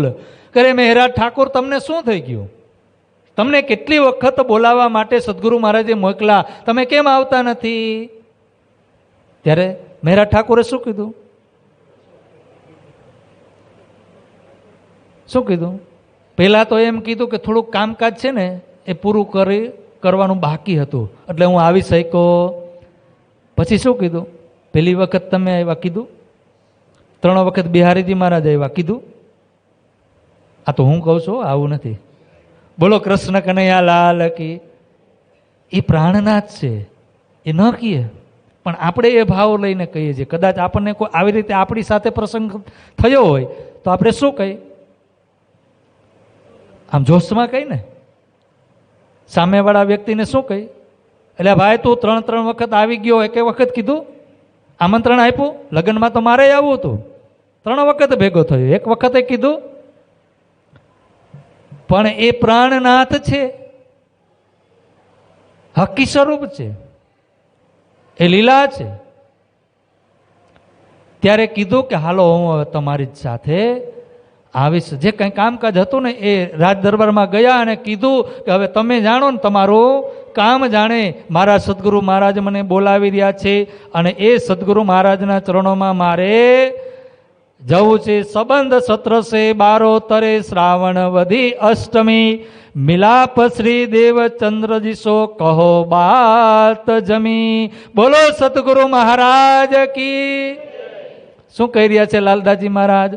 શ્રાવણ વધી અષ્ટમી, જે આપણા કૃષ્ણ જન્માષ્ટમી આવે ને, એ જન્માષ્ટમીના દિવસે ધ્રોલથી પ્રાણનાથજી મહારાજ ક્યાં આવે છે? નવતનપુરી ધામની અંદર આવે છે. કેટલા વર્ષે? 9 વર્ષ. આ 9 વર્ષનો વિયોગ. અને એ 9 વર્ષની અંદર ઇન્દ્રાવતીની આત્મા જે તળપી છે ને, રડી રહી છે ને, એ જોઈને સદગુરુ મહારાજ કહી રહ્યા છે કે એ રડી રહી છે, એના ધામ હૃદયની અંદર હું પ્રવેશ કરી શકું? શા માટે રડી રહી? અને એ જ્યાં સુધી એનું મન શાંત ન થાય, એની આત્મા શાંત ન થાય, એની અંદર પ્રેમ ન આવે, સ્થિર ન થાય, ત્યાં સુધી એ હૃદયની અંદર બેસી શકાય? અને એ લાલદાસજી મહારાજ કહી રહ્યા છે કે મિલાપ શ્રી દેવચંદ્રજી સો કહો બાત જમી. કઈ વાત જામી? લાલદાસજી મહારાજ की એ વાતને આપણે કાલે ક્યારે महामती कहे ए साथ जी ए नवतनपुरी की बितक याद करो इन समय को शोभान देव सब सक. ए 22 દિવસની જે મુલાકાત છે, રાત અને દિવસની અંદર સદગુરુ અને પ્રાણનાથજી મહારાજ ઇન્દ્રાવતીની સાથે જે ચર્ચાઓ કરી રહ્યા છે, પેલા શું કરશે સદગુરુ મહારાજ? એની અંદર જે વિરહરૂપી તાપ છે ને, એ તાપને દૂર કરશે. શું કરશે? તાપને દૂર કરશે ને. અને એ તાપને દૂર કર્યા પછી એ દુઃખરૂપી જે તાપ છે, એ દુઃખ દૂર થયા પછી શું કરશે? જાગણીની વાતો. કઈ? 5મા અને જે લીલા થવાની છે, સદગુરુ મહારાજ જવાબદારી કોને આપી રહ્યા છે? ક્યારે આપશે? આ 22 દિવસની જે ચર્ચા થઈ ને, એટલે કીધું લાલદાસજી મહારાજ કે કહો બાત જમીશ અને શોભાન દેવું સબ સક. જે ઇન્દ્રાવતીના ધામ હૃદયની અંદર જે શંકા છે કે સદગુરુ મહારાજે મારા પ્રણામ કેમ સ્વીકાર ન કર્યા, જે વિરહ રૂપી જે તાપ છે, જે શંકા છે, એ શંકાનું સમાધાન લાલદાસજી મહારાજ કે આજે નહીં, ક્યારે? કાલે. પણ ત્યાં સુધી ઇંતજાર કરવો પડશે. એ નવતનપુરી ધામને આપણા હૃદયની અંદર સ્થાપિત કરવી પડશે, અંતસ્કરણની અંદર અંકિત કરવું પડશે એ દ્રશ્યને, એ લીલાને. અને એ અંકિત કરી સદગુરુ મહારાજના ચરણોમાં પ્રણામ કરી બંગલાદી દરબારમાં આપણે આવશું, જ્યાં પરબ્રહ્મ પરમાત્મા ન્યાયાધીશ આપણી આત્માને જાગૃત કરવા માટે બિરાજમાન છે, આપણી રાહ જોઈ રહ્યા છે. એ સ્વરૂપના દર્શન કરી એમના ચરણોમાં પ્રણામ કરી અને લાલદાસજી મહારાજના ચરણોમાં પ્રણામ કરી અને ત્યાંથી આવશું આપણે ક્યાં? ગુંદાસરા. મૂળ આપણા તનની અંદર આપણી સુરતાને પહોંચાડી જયકારાની સાથે ચોપાઈ દોહરાવી ભોજન પ્રસાદ લઈ અને યોગ નિંદ્રામાં એ નવતનપુરી ધામને, જ્યાં 2 વૃક્ષ છે ખીજડાના, જ્યાં સદગુરુ અને પ્રાણનાથજી મહારાજનું ફરીથી મિલન થયું 9 વર્ષના વિયોગ બાદ, એ દ્રશ્યને, એ લીલાને યાદ કરશું. અને એ યાદ કરતા કરતા યોગ નિંદ્રામાં આપણે એનું મંથન કરીશું. બોલો કૃષ્ણ કનૈયા લાલ કી. महामती कहे ए साथ जी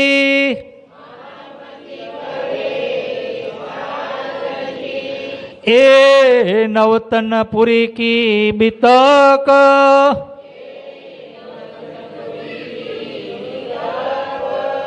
शोभान देवु सब सक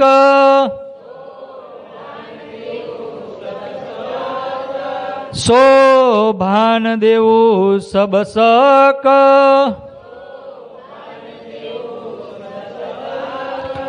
बोलो श्री प्राणनाथ प्यारे की सतगुरु महाराज की श्री जियावर धाम के धनी की श्री बायजुराज महारानी की महाराजा छत्रसालजू की श्री लालदास जी महाराज की तीनोंपुरी धाम की श्री धर्मदास जी महाराज की बोल बोल पंजे वाले की समस्त सुंदर साथ की प्रणाम।